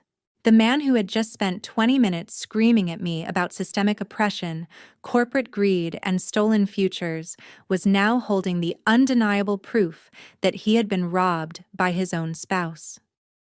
The rigid, self-righteous anger that had fueled his entire tirade evaporated, replaced by a devastating, hollow shock. His hands began to shake, the thick pages of the forensic report trembling in his grip. He had defended her. He had marched into this lobby ready to fight me to defend his wife's honor. He had believed her tears. He had believed her story about the market crashing. He had allowed her to use his genuine frustration as a shield for her domestic theft. Trey slowly lowered the black folder. He did not look at my father. He did not look at my mother. He turned his head with agonizing slowness and looked directly at Chelsea. Chelsea was standing exactly where she had been when I tossed the folder through the doors. Her smartphone, which she had been using to record my supposed cruelty just moments before, hung loosely in her hand. The camera lens was pointed at the floor.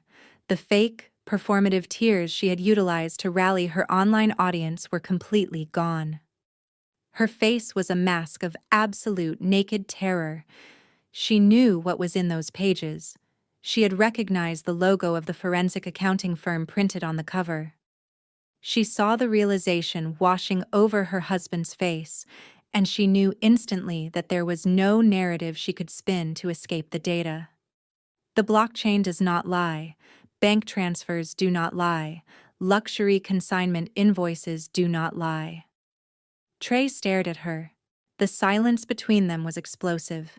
He looked at the woman he had married, the woman he had just publicly defended against my eviction notice, and he saw a complete stranger. He saw a thief.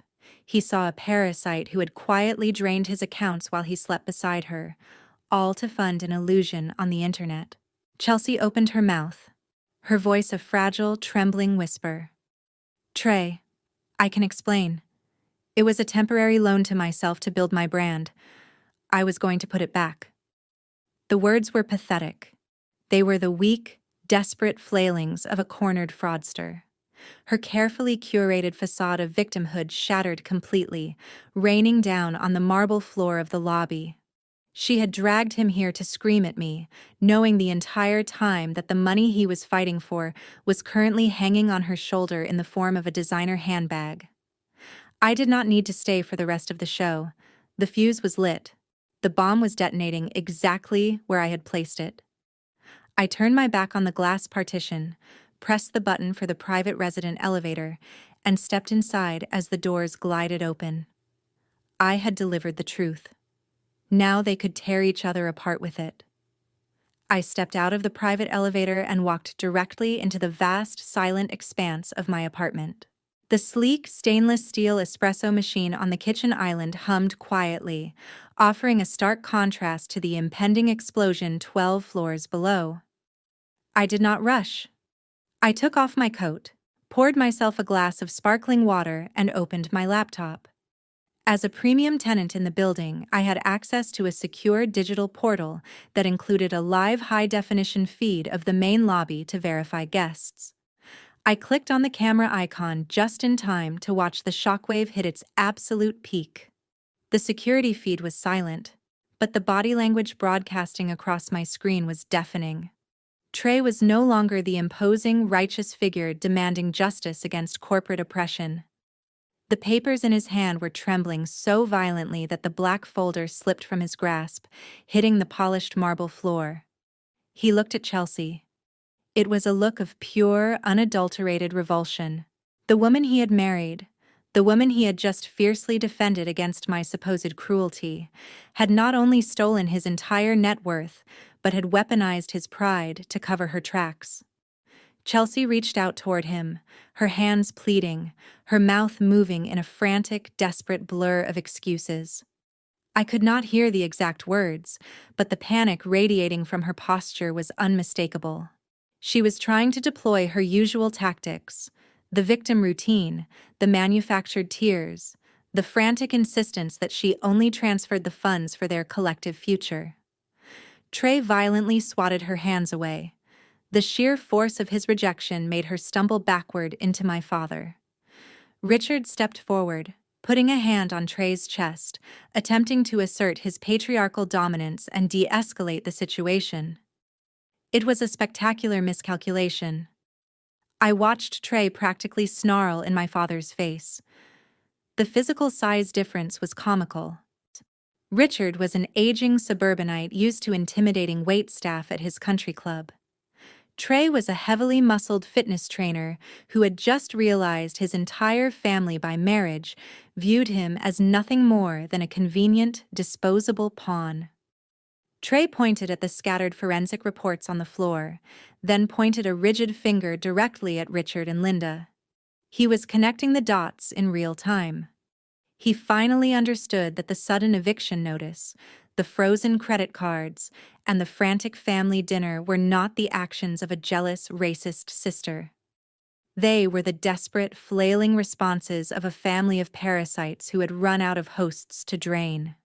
He had been paraded into this lobby to fight their battles while they hid behind his misplaced anger. Worse than the financial theft was the social manipulation. Chelsea had just spent an hour on the internet using his identity as a black man to garner sympathy, painting me as a corporate bigot trying to crush a minority entrepreneur. She had used his race as a literal prop for a fraudulent donation campaign, all while she was the one actively stealing his wealth to buy designer handbags. The realization of that profound, multi-layered betrayal was radiating from Trey like heat from a furnace. Chelsea dropped to her knees in the middle of the lobby, attempting to gather the scattered pages as if hiding the ink would somehow erase the transaction history. She grabbed the leg of Trey's designer track pants, sobbing openly now.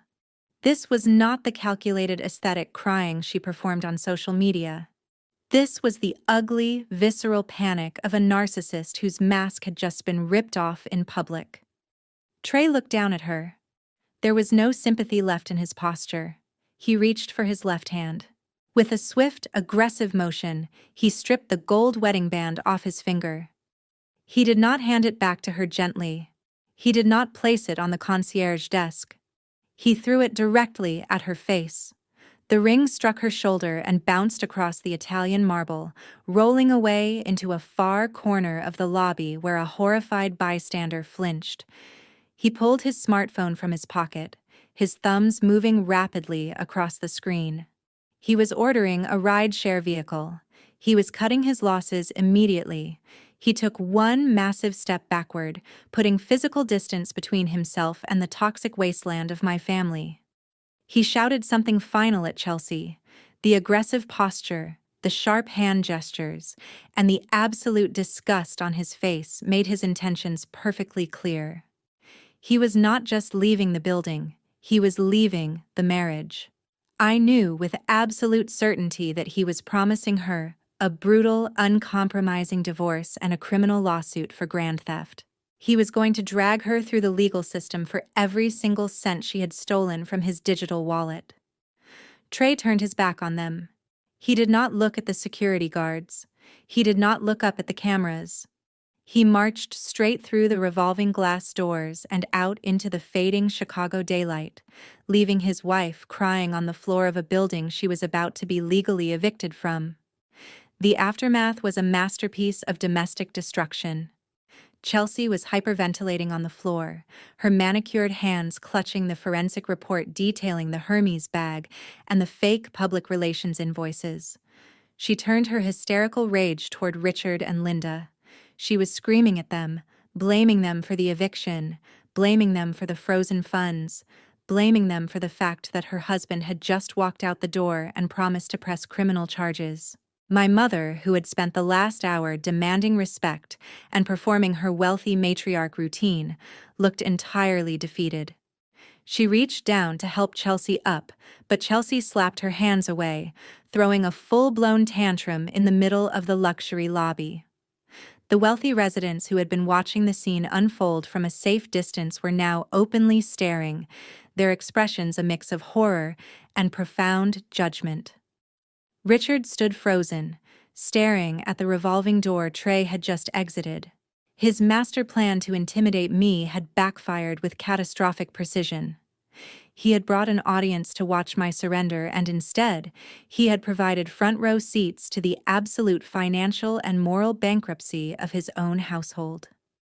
The intercom on my wall chimed softly. I walked over and pressed the button.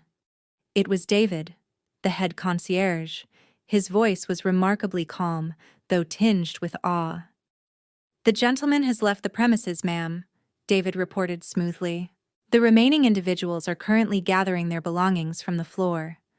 Would you like me to have security escort them to their vehicles?" "Yes, David," I replied, taking a sip of my sparkling water. "Please ensure they do not linger on the property. And David, cancel any future access protocols for those individuals. They are permanently banned from the premises." I reached forward and closed my laptop, the screen going black. The performance was over. The human shield they had tried to use against me had just detonated in their faces, leaving them entirely exposed, completely broke, and completely alone. Friday morning dawned with the metallic gray light typical of a Chicago winter. My apartment was beautifully empty. The movers had already transported my primary belongings to international shipping containers, leaving only my luggage and my laptop on the kitchen island. My flight to Zurich was scheduled for the upcoming weekend. The air in the room was completely still. But miles away, in the manicured, status-obsessed suburbs, a Category 5 hurricane was currently touching down on my parents' front lawn. Miles, my attorney, had not been idle while I was handling the lobby confrontation. He had spent Thursday finalizing the documentation with the federal prosecutor's office. When you commit identity theft to secure a $150,000 home equity line of credit, you cross a significant legal threshold. But when you move those illicit funds across banking institutions using digital networks, you trigger a specific devastating federal statute: wire fraud. At exactly 8 o'clock in the morning, 2 vehicles pulled into the circular driveway of Richard and Linda's sprawling suburban estate. They were not delivering country club invitations or luxury catalog magazines. They were federal process servers accompanied by local law enforcement officers acting on a federal warrant for asset freezing and formal indictment notification. I imagine my father in his silk bathrobe walking to the heavy oak door with his morning coffee, entirely unprepared for the reality check waiting on his porch. I imagine the color draining from his face as a man in a dark suit handed him a thick stack of legal documents bearing the seal of the United States District Court. The charges were listed in stark, unforgiving black ink: aggravated identity theft, forgery, bank fraud, wire fraud. They had assumed my threat of legal action was merely a negotiation tactic. They thought our family dynamic, the decades of me yielding to their authority, would ultimately protect them from actual consequences. They believed that because I shared their last name, I would absorb the financial damage of their $150,000 theft to protect the family reputation. They never comprehended that the moment they forged my signature, they crossed a line that could never be uncrossed. The moment they attempted to use my employer against me, they ceased being my parents and became active, hostile liabilities that needed to be permanently neutralized. The legal definition of wire fraud is uncompromising. It requires a scheme to defraud and the use of interstate electronic communications to execute that scheme. When my father used his computer in Illinois to submit fraudulent loan documents to a banking server in another state, he triggered federal jurisdiction. The mandatory minimums for these offenses were severe. The financial penalties were catastrophic. This was not a local civil dispute over a broken contract. This was a federal criminal indictment. My mobile phone began to vibrate violently on the marble countertop. The screen lit up, slicing through the quiet morning atmosphere of my apartment. The caller identification displayed my father's name. It was not the relentless, angry buzzing of a man demanding obedience. It was not the arrogant ring of a patriarch expecting his daughter to submit to his authority.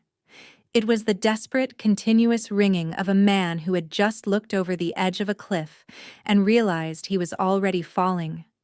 I let the device vibrate against the stone surface for a long time. I watched the screen flash, imagining the scene unfolding in his grand suburban foyer. the federal agent standing on his custom-woven rug, the neighbors peering through their blinds. The absolute collapse of the pristine social image he had spent his entire life curating. I let it ring 4 times before I calmly swiped the screen to accept the connection. I did not offer a greeting. I simply activated the speakerphone and waited in the silence. "Vivian?" My father gasped. His voice was completely unrecognizable. The booming, authoritative baritone he used to command dining rooms and intimidate waitstaff was entirely gone. He sounded frail, terrified, and utterly broken. He was hyperventilating, struggling to draw oxygen into his lungs through sheer panic. "Vivian, please tell me this is a mistake," he begged, his words tumbling over each other in a frantic, uncoordinated rush. "There are federal agents outside my house. They handed me a subpoena. They froze all the bank accounts. They are talking about wire fraud and mandatory minimum sentencing. They have copies of the equity loan documents. You have to call your lawyers right now. You have to call them off. Tell them it was a misunderstanding." I listened to his panic, feeling absolutely nothing but a clinical, detached observation. This was the man who had slammed his fist on the dining table demanding I drain my retirement to fund my sister's fake lifestyle. This was the man who had laughed in my face and told me I was trapped. "Are you going to let your old parents sit in federal prison?" he sobbed, the desperation stripping away every last ounce of his pride. "My career is over. The country club board is already calling me. The bank notified my employer about the fraud investigation. I am going to lose my job. I will lose everything. We will be ruined. You cannot do this to us. We are your blood. We are your family. Please, Vivian, I am begging you. I am on my knees, begging you." His pathetic weeping echoed through my pristine, empty apartment. The great patriarch reduced to crying and begging the daughter he had tried to destroy just 48 hours prior. I let his sobs echo through the speaker of my phone for another 10 seconds. I wanted the sound of his complete surrender permanently etched into my memory. This was the man who had spent his entire life demanding absolute obedience, wielding his authority like a weapon against anyone who dared to question his financial acumen. Now, he was reduced to a weeping, hyperventilating mess, begging for salvation from the very daughter he had tried to destroy just 48 hours prior. "You said something very interesting to me at dinner, Dad," I began, keeping my voice as hard and smooth as polished glass. "You said I needed to understand how the real world works. You told me I had no choice." He tried to babble an excuse, offering frantic, disjointed apologies that bled into fresh sobs, but I cut him off immediately. "You were absolutely right about one thing," I continued, slicing through his panic. "The law is remarkably fair when you actually apply it. The federal government does not care about your country club status. The authorities do not care about your golf handicap or your delicate suburban reputation. And they certainly do not care that you felt entitled to steal your daughter's identity to fund your financial failures." "Vivian, please. They are going to take everything," he wailed, the reality of the federal indictment finally crushing the last remnants of his ego.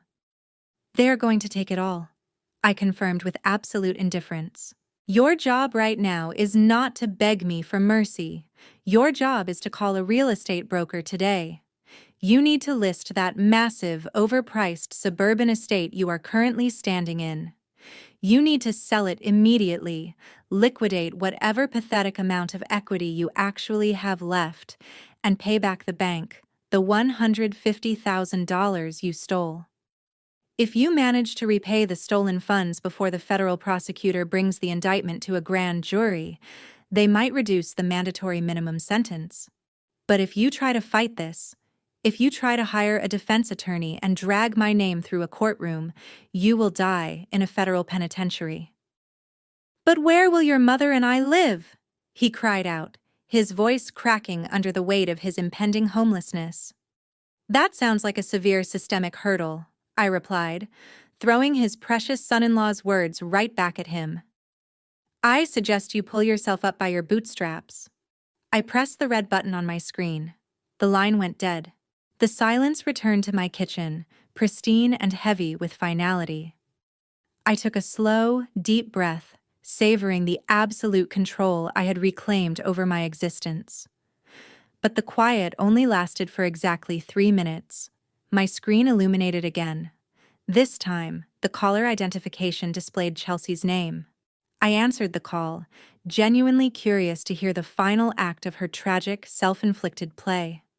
The moment the connection opened, I was hit with a wall of hysterical screaming. It was not the curated, delicate influencer tears she had deployed on her live stream to manipulate her followers. This was raw, visceral, hyperventilating panic. Her teeth were audibly chattering through the receiver. The temperature in Chicago was hovering near freezing, and the townhouse had been without heating or electricity since yesterday morning. "Vivian, you have to let me back into your life," she shrieked, the panic making her voice pitch wildly. "Trey is gone. He packed his bags, took the car, and left me here. He emptied the joint checking account and said he is filing for divorce on Monday. I have no money. The power is off.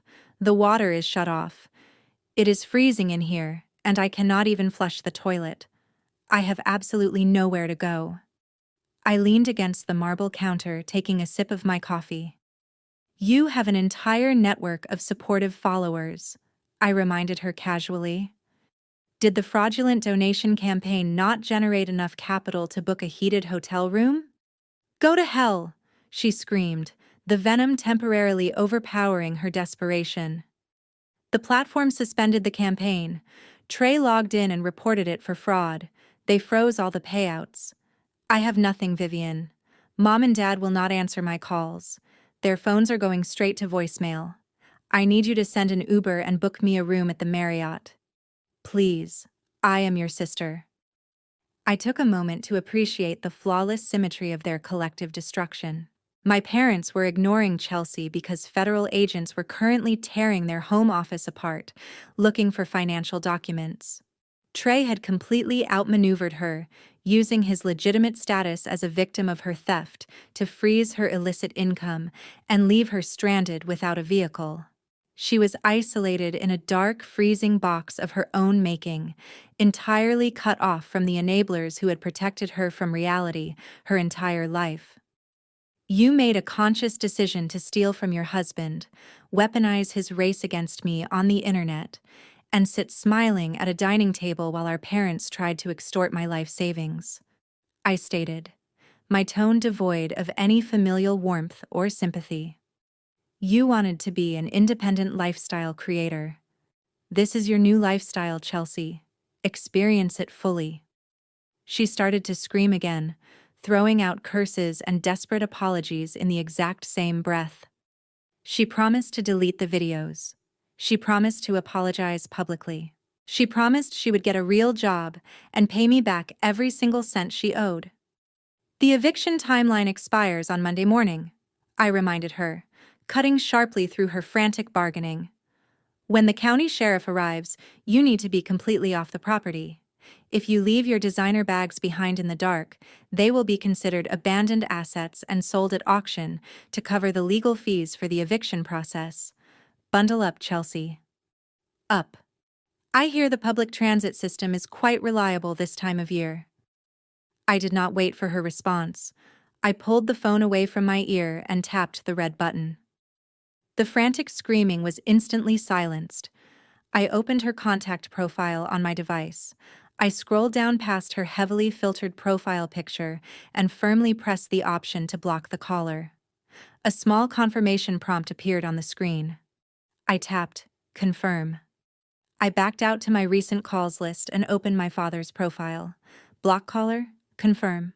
I found my mother's number next. Block caller, confirm. I systematically severed every digital artery connecting me to the toxic wasteland of my biological family. I set the phone down on the counter. The purge was complete.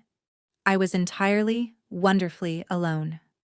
Saturday morning at O'Hare International Airport offered a completely different atmosphere than the freezing, chaotic streets of the city I was leaving behind. I sat in a secluded, soundproof pod inside the exclusive first-class international lounge. The air here smelled of rich espresso, polished leather, and expensive cedar. Soft, ambient jazz played through hidden speakers, entirely masking the roar of the jet engines on the tarmac outside. My sleek carry-on luggage sat neatly by my feet. In exactly 2 hours, I would board a direct flight to Zurich, taking my seat in a private business-class suite. I was sipping a perfectly crafted cappuccino, enjoying the absolute pristine silence of a life completely unburdened by toxic obligations. Then my mobile device vibrated against the thick glass of the side table. I had blocked my father. I had blocked my mother. I had blocked my sister. I had systematically severed every digital connection to my biological family, yet the screen illuminated with an incoming message from an unsaved, unknown local number. My corporate instincts, honed by years of anticipating supply chain disruptions, immediately recognized a breach in the perimeter. Richard was an arrogant, desperate man who had just been handed a federal indictment. A man facing mandatory minimum sentencing in a federal penitentiary does not simply accept defeat and go quietly into the night. He finds another weapon. He borrows a phone. I picked up the device and opened the text message. There was no greeting. There was only a high-resolution photograph followed immediately by a dense block of frantic, capitalized text. I tapped on the image to expand it across my screen. The composition of the photograph was deliberately orchestrated to maximize emotional damage and trigger immediate blind panic. It showed my mother, Linda, lying in a sterile hospital bed.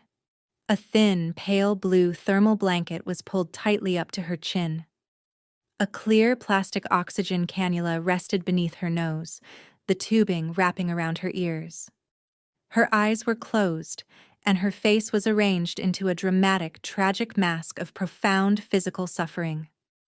The fluorescent lights of the medical facility cast harsh shadows across her cheekbones, making her look incredibly frail and close to the end. It was the ultimate, undeniable visual of suburban maternal martyrdom. I swiped down to read the accompanying text message.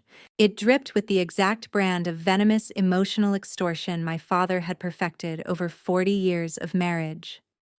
"Your mother just suffered a massive cardiac event," the message read.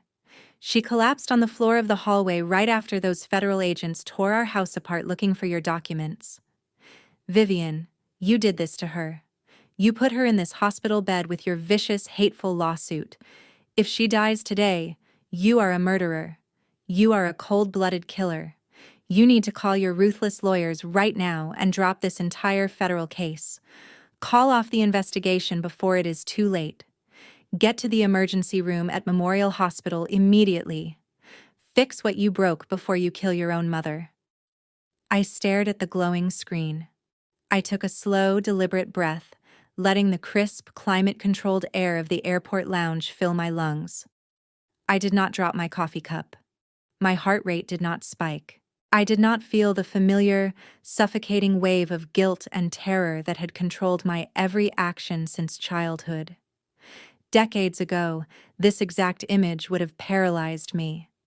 A younger, deeply conditioned version of myself would have grabbed her luggage, abandoned the international flight, and sprinted through the airport terminal in a blind panic. I would have drained my bank account, sacrificed my promotion, and signed whatever legal waivers my father demanded, just to ensure my mother survived. They had spent my entire life training me to be the emotional and financial shock absorber for their manufactured crises. But I was no longer that frightened, compliant girl. I was a corporate executive who handled global crises with surgical precision. I did not react to emotional blackmail. I analyzed the data presented to me. I zoomed in on the photograph of my mother lying in the hospital bed. I scrutinized the pixels with cold, detached logic. The resolution was quite good, revealing several fascinating inconsistencies. First, I noted the perfectly applied, smudge-proof mascara on her eyelashes and the distinct shade of coral blush still resting on her cheekbones. A woman who had just suffered a massive, catastrophic cardiac event on her hallway floor does not arrive at the triage bay with an immaculate, fully intact face of makeup. Next, I examine the medical equipment visible in the background of the frame. The oxygen cannula resting beneath her nose was positioned slightly askew, clearly not secured by a medical professional. Furthermore, the electronic vital sign monitor glowing softly behind her shoulder did not display the chaotic, alarming metrics of a failing heart. It displayed a perfectly steady, entirely normal sinus rhythm. Her blood pressure was optimal. Her oxygen saturation was flawless. This was not the cardiac intensive care unit. This was a standard low-priority emergency room holding bay. The realization washed over me cold and absolute. They were backed into a corner by the Department of Justice. The bank fraud evidence was airtight. The wire fraud indictment carried severe, unavoidable consequences. Richard knew he could not bully a federal prosecutor. He knew he could not bribe his way out of an identity theft charge, so he defaulted to the only manipulative tactic he had left. He attempted to break the primary witness. He honestly believed that staging a dramatic medical emergency would trigger a lifetime of ingrained obedience. He expected me to rush to that hospital weeping and begging for forgiveness at her bedside, ready to retract my statements to the authorities to alleviate my manufactured guilt. He wanted me to believe that holding them accountable for stealing $150,000 was somehow an act of murder. It was the final pathetic gasp of a dying parasitic organism trying desperately to reattach itself to the host. I lowered the phone and took another sip of my cappuccino. The taste was rich, bitter, and incredibly satisfying. The sheer audacity of their performance did not evoke sympathy. It only cemented my absolute disgust. They were willing to fake a life-threatening illness, wasting valuable emergency room resources, simply to escape the legal consequences of their own greed. However, I knew I could not simply ignore the message. Ignoring it would leave a loose thread in the narrative. A loose thread would allow Richard to control the story, giving him the opportunity to tell our entire extended family and his remaining country club associates that I had heartlessly abandoned my dying mother to board a luxury flight to Europe. I needed irrefutable proof to shatter this final illusion. I needed to expose the performance so thoroughly that they could never weaponize their health against me again. I set my coffee cup down on the glass table and opened the web browser on my laptop. I typed in the name of the medical facility clearly visible on the whiteboard in the background of the photograph. I was going to verify this catastrophic cardiac diagnosis. I was not going to make this inquiry as a frightened, grieving daughter. I was going to make it as a forensic auditor fact-checking a highly suspicious fraudulent expense report. I picked up my phone and dialed the main switchboard for Memorial Hospital. The automated voice on the hospital switchboard droned through a series of robotic prompts. I pressed 0 repeatedly until the line clicked over to a human operator. I asked to be connected directly to the emergency department charge nurse regarding a patient recently admitted for a severe cardiac event. The operator transferred me, and after a brief hold, a woman with a tired clinical voice answered the line. I stated my full legal name and identified myself as Linda's eldest daughter and primary emergency contact, a designation they had forced me to sign years ago so I could handle their medical billing. I kept my tone perfectly level, mirroring the detached efficiency of a corporate auditor requesting a quarterly expense report. I was just notified by my father that my mother suffered a massive heart attack and is currently in critical condition. I said, clearly ensuring every syllable was articulate and precise. I need you to verify her current status, her room number in the intensive care unit, and the name of the attending cardiologist. I heard the rapid clacking of a keyboard on the other end of the line. The nurse paused. There was a distinct sound of confusion in her breath. "Ma'am," the nurse replied, her professional tone wavering slightly. "I am looking at the patient file right now. There must be a significant miscommunication. Your mother was not admitted for a cardiac event, and she is certainly not in the intensive care unit." I leaned back into the plush leather chair of the airport lounge. "Explain the discrepancy," I instructed. The nurse cleared her throat, likely trying to find a polite way to describe my mother's theatrics. "The patient arrived via private vehicle approximately 2 hours ago, experiencing a standard panic attack. She was hyperventilating and exhibiting signs of acute stress. We ran a full cardiac panel just to be safe. Her electrocardiogram was completely normal. Her cardiac enzymes showed absolutely zero signs of distress. She has a perfectly healthy heart. According to the intake notes, her husband mentioned they were dealing with a sudden severe financial crisis involving federal authorities, which triggered the anxiety episode." I took a slow sip of my cappuccino. "And her current location?" I asked. "We gave her a paper bag to regulate her breathing and a mild over-the-counter sedative to calm her nerves," the nurse explained. "We kept her in a triage holding bay for 45 minutes for basic observation. The attending physician cleared her for discharge over an hour ago. She refused a wheelchair and walked out to the parking garage on her own 2 feet with her husband. They are no longer on the premises." I thanked the nurse for her time, praising her efficiency, and ended the call. I set the smartphone face down on the glass table. For a long, silent moment, I simply stared at the blank screen. The sheer, unadulterated pathology of their lie was breathtaking. They had not just exaggerated a medical scare, they had actively staged a fraudulent deathbed scene. Richard must have snapped that photograph during the brief 45-minute window they spent in the emergency room triage bay. He had deliberately framed the shot to capture the sterile hospital, lighting the plastic oxygen tubing they had likely requested for dramatic effect, and the blank monitors in the background. He had waited until they were safely walking back to their luxury vehicle before sending me the text message. He wanted to ensure I was completely blinded by manufactured grief, while they were already driving home to deal with their foreclosure notices. They genuinely believed they could leverage the illusion of mortality to force me to drop a federal wire fraud indictment. They thought the biological programming of a daughter would override the logical processing of a corporate executive. A cold, sharp smirk broke across my face. It was not a smile of amusement. It was the physical manifestation of absolute, undeniable victory. Any lingering, microscopic trace of guilt that might have survived in the darkest corners of my conscience was instantly incinerated. Any societal conditioning that whispered about familial duty or unconditional love was completely eradicated. They had handed me the final proof of their moral bankruptcy. They were not parents. They were not family. They were cornered predators willing to fake a fatal illness to escape the financial prison they had built for themselves. I did not feel sadness. I did not feel betrayal. I felt an overwhelming euphoric sense of liberation. The invisible chains were gone.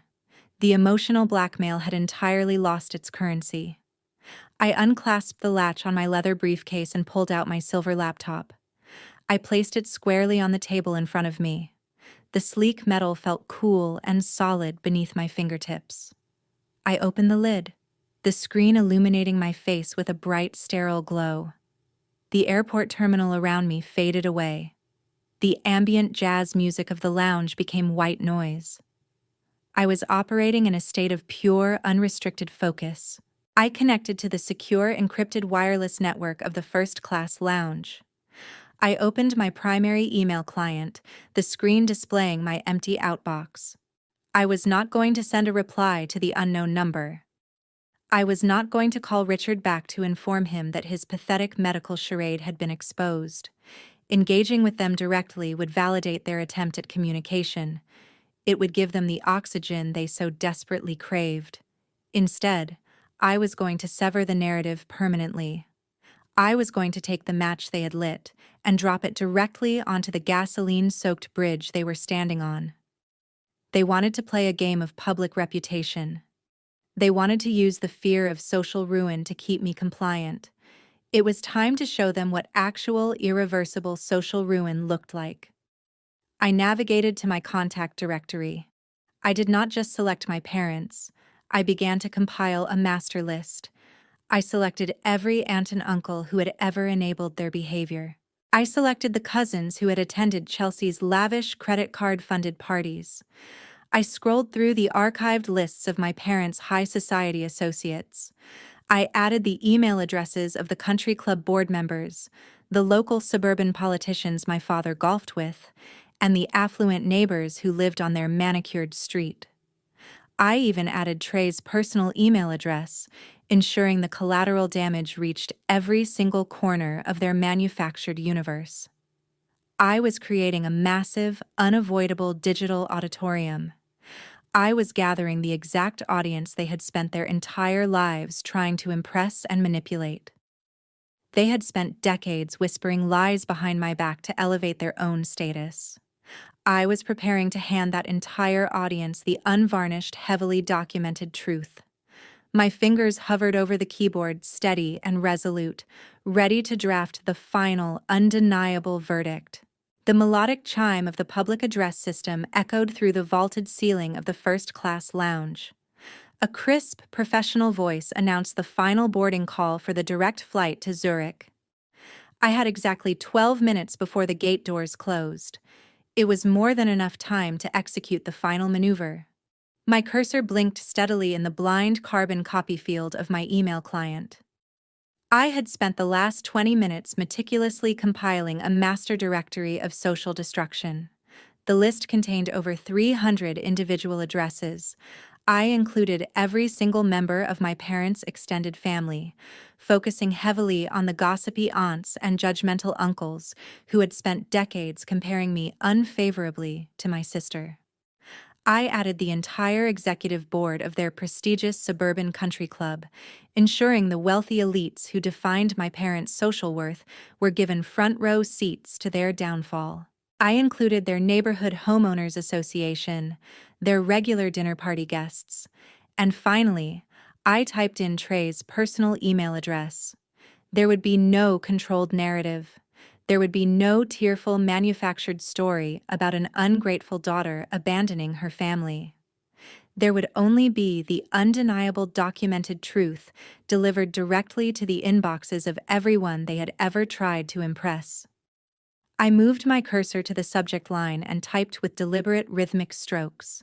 A final update regarding the family estate and pending federal legal actions. I began the body of the email without a polite greeting. I did not soften the blow with pleasantries. I wrote it with the exact same clinical detached efficiency I used to terminate failing corporate vendors. To all concerned parties, I typed the keys clacking softly under my fingers. I am writing to provide absolute clarity regarding the sudden changes in my family's financial and legal circumstances. Effective immediately, I have permanently severed all personal and financial ties with Richard, Linda, and Chelsea. For those of you who have been subjected to their fabricated stories of my supposed cruelty or sudden departure, please consider this the official record of events. I paused, taking a slow sip of my rapidly cooling coffee before continuing to the first major revelation. I wanted to ensure Chelsea had absolutely no room to manipulate her online followers or local friends. First, regarding the townhouse currently occupied by my sister. Chelsea has broadcasted a narrative claiming I am unfairly evicting her to protect corporate wealth. The truth is far simpler. Chelsea used residential property for unlicensed commercial activity while stealing $48,000 from her husband's digital asset portfolio to fund her influencer lifestyle. Because of these serious lease violations and documented marital theft, I haven't simply issued an eviction notice. I've completely liquidated the asset. This morning, the townhouse was sold to a commercial holding company specializing in distressed property repossessions and aggressive debt collection. They do not negotiate with squatters. A professional removal team will be arriving by Monday morning. Chelsea is currently unemployed, completely asset-free, and officially single. Any donations you send her are fraudulent online donations. Election campaigns actively fund documented thieves. I let that paragraph flash across the screen. It was a flawless execution of her fake empire. Then I turned my attention to the main targets, Richard and Linda. It's time to uncover their family wealth and then expose the federal criminal activity hiding beneath. Secondly, regarding my parents' sudden absence from your social calendars, I typed, looking at them coldly and intently.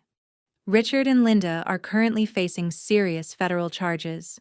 3 days ago, my father conspired with a corrupt notary to forge my signature on a bank document, successfully obtaining a fraudulent $150,000 home equity line of credit using my property as collateral. They committed identity theft, bank fraud, and wire fraud across state lines to maintain country club memberships and the appearance of a prosperous suburb. I deliberately highlighted the following sentence, knowing how it would undermine their standing in this affluent area. My legal counsel is currently working directly with the bank's fraud division and federal prosecutors to ensure they face the maximum mandatory minimum sentencing for these federal offenses. If you have entrusted Richard with any of your personal financial investments or joint business ventures, I highly recommend you audit your accounts immediately. The federal agents who raided their home this morning have already seized their hardware. I read over the paragraphs. The prose was lethal. It left absolutely no room for interpretation, no shadows for them to hide in. It laid out their crimes, their failures, and their impending destruction for their entire social circle to consume over their morning coffee. I moved to the final line of the email. I wanted the closing to be polite, brief, and completely devoid of empathy. It needed to be the digital equivalent of turning my back and walking away. I wish my family a lifetime of peace as they navigate the catastrophic, unavoidable consequences they have built with their own hands. Do not attempt to contact me. I moved my cursor over the send button. I did not hesitate. I did not feel a sudden surge of familial guilt. I felt the powerful, intoxicating rush of absolute liberation. I clicked the button. A small notification popped up on the screen, confirming that the message had been successfully dispatched to over 300 recipients. The digital bomb had been dropped, and the blast radius would completely level their fabricated reality. I closed my silver laptop and slid it smoothly into my leather briefcase. I stood up, adjusting the lapels of my tailored coat, and picked up my carry-on luggage. I walked out of the secluded pod, moving through the luxurious lounge with my head held high. The airport concierge smiled warmly as I passed the front desk, wishing me a pleasant journey. I thanked her politely and stepped out into the bustling main concourse. I walked toward my departure gate. Through the massive glass windows of the terminal, I could see the sleek white fuselage of the international jet waiting on the tarmac. It was my vessel to a completely new existence. I handed my passport and boarding pass to the gate agent. She scanned the documents, the machine emitting a cheerful green light. "Welcome aboard," she said, gesturing toward the jet bridge. I stepped onto the carpeted ramp, the sounds of the Chicago airport fading behind me. I was leaving the country, leaving the toxicity, and leaving the parasitic remnants of my bloodline to drown in the flood they had created. I walked down the jet bridge, ready to take my seat in the sky. The heavy cabin door of the aircraft sealed shut with a soft, definitive thud, locking out the noise, the drama, and the toxic remnants of my past. I settled into my private business class suite, accepting a glass of vintage champagne from the flight attendant. As the massive jet accelerated down the runway at O'Hare and lifted into the slate-gray Chicago sky, I did not look out the window to say a tearful goodbye. I leaned back into the plush leather seat, closed my eyes, and felt the immense, suffocating gravity of familial obligation detach from my shoulders entirely. I was weightless. The international flight was flawless. A quiet and luxurious transition between the life I had survived and the empire I was about to command. 6 months passed with the clean, ruthless efficiency of a Swiss timepiece. I stood in the center of my new corner office in Zurich. The space was a masterpiece of minimalist European design, encased in floor-to-ceiling glass that offered an unobstructed, breathtaking panoramic view of the snow-capped Alps. The morning sunlight caught the jagged peaks of the mountains, casting a brilliant, blinding white glow across the horizon. The air inside the office smelled of rich, dark roasted espresso and expensive paper. I held a delicate porcelain cup in my hand, taking a slow, deliberate sip. The coffee was perfect, bitter, and completely grounding. I had spent the last half-year optimizing supply chains across Europe, earning the absolute respect of my corporate board and building a life entirely devoid of manufactured crises. I walked over to my pristine glass desk and tapped the trackpad of my laptop. The screen illuminated instantly. I had spent 6 months strictly enforcing my no-contact rule, but human curiosity occasionally requires a brief clinical audit of the blast radius. I opened a secure browser and navigated to LinkedIn. I did not search for my family members out of lingering affection. I searched for them with the detached fascination of a scientist observing a bacterial culture under a microscope. I typed Richard's name into the search bar. His formerly immaculate, heavily curated professional profile was a wasteland. His executive title at the manufacturing firm had been stripped away months ago, replaced by a glaring, unexplainable gap in his employment history. A quick cross-reference through public legal databases confirmed exactly why. My email to the country club and his professional network, combined with the federal indictment, had been a fatal blow. The corporate world despises a liability, and a senior executive facing federal wire fraud charges is the ultimate liability. He had been unceremoniously fired. The financial records painted an even more satisfying picture.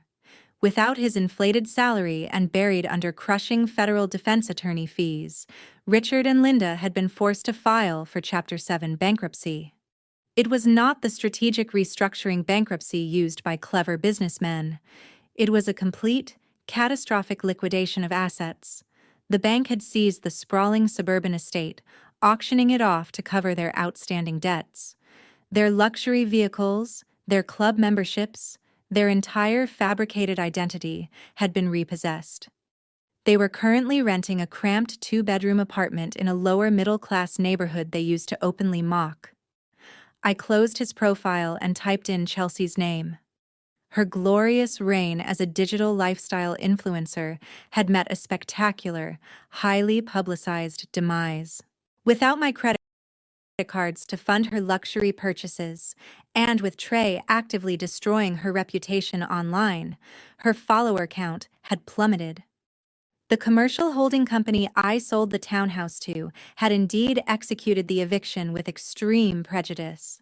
They had tossed her ring lights, her cheap tripods, and her fake designer wardrobe directly onto the sidewalk. Now, according to a rather pathetic update she had posted in a desperate attempt to garner sympathy, Chelsea was working 40 hours a week as a waitress at a mid-tier chain restaurant. The woman who despised hard work and demanded a $5,000 monthly allowance now wore a polyester uniform and took drink orders for minimum wage. Moreover, public court documents showed that Trey kept his promise. He filed a civil lawsuit against her for the $48,000 she stole from his cryptocurrency wallet, guaranteeing that every dollar she earned serving snacks would be immediately seized to pay off her judgments. They had tried to break me, and in the process, they had absolutely annihilated themselves. I smiled a genuine, relaxed expression of pure satisfaction. I moved my cursor to close the browser window. Suddenly, the burner smartphone sitting on the edge of my desk vibrated. It was an older device I had kept active solely to monitor any lingering legal updates regarding the federal fraud case in Chicago. I picked up the device. The screen displayed a new text message from an unsaved unknown American number. It was clearly a cheap prepaid phone, the last resort of a desperate person who had been blocked on every other conceivable platform. I opened the message. It contained a single, venomous sentence, completely devoid of punctuation or capitalization. "You destroyed this entire family." I stared at the glowing letters. I could picture my mother typing it from her cramped apartment, or perhaps Chelsea sending it during her break at the restaurant. They were still clinging to their delusions. They still believed that I was the architect of their ruin, refusing to acknowledge that I had simply handed them the bill for their own arrogant criminal choices. They expected a reaction. They expected me to feel a twinge of guilt, a fleeting moment of regret for standing my ground. I did not feel anything but profound, absolute peace. I smiled again. It was a cold, radiant smile. I reached to the side of the burner phone and used my manicured thumbnail to pop open the small plastic tray holding the subscriber identity module. I pulled the tiny American SIM card out of the device. The phone screen instantly flashed a warning that the network connection had been lost. The tether was permanently cut. The final bridge was burned to ash. I walked over to the sleek stainless steel waste receptacle sitting in the corner of my office. I held the tiny piece of plastic over the opening. "No," I said softly to the empty, sunlit room, my voice steady and completely resolved. "I just took out the trash." I dropped the SIM card into the darkness of the bin. I turned my back on it, picked up my espresso, and looked out at the majestic, immovable mountains. The screen fades to black. The most profound lesson to extract from this story is that biology does not equate to an unconditional obligation to endure abuse. Society often conditions us to believe that family is everything, weaponizing the concept of loyalty to force us into accepting mistreatment, financial exploitation, and severe emotional manipulation. However, Vivian's journey beautifully shatters this dangerous illusion, teaching us a masterclass in self-preservation and the sheer power of establishing ironclad boundaries. We learn that you are never required to set yourself on fire simply to keep toxic people warm, even if those people happen to share your last name. When family members view your hard-earned success not with genuine pride, but as a personal piggy bank to fund their own reckless choices and delusions, they cease to act as a family. They become parasites. Vivian's clinical, detached response to her parents' and sisters' extortion teaches us that true empowerment comes from stripping away the emotional guilt and viewing the situation through a lens of absolute, unapologetic reality. Furthermore, this narrative highlights that financial and emotional independence is the ultimate shield against manipulation. By maintaining strict control over her assets and refusing to be swayed by manufactured crises, fake tears, or threats of social ruin, Vivian orchestrated her own complete liberation. The ultimate revenge against those who try to drag you down is not found in screaming matches or petty internet drama. It is found in cutting the tether, walking away with your dignity perfectly intact, and building a breathtakingly successful life completely out of their reach. You are allowed to protect your peace at all costs. Have you ever had to make the incredibly difficult choice to cut off toxic family members to protect your own future? Share your story in the comments below, and do not forget to like and subscribe for more empowering content.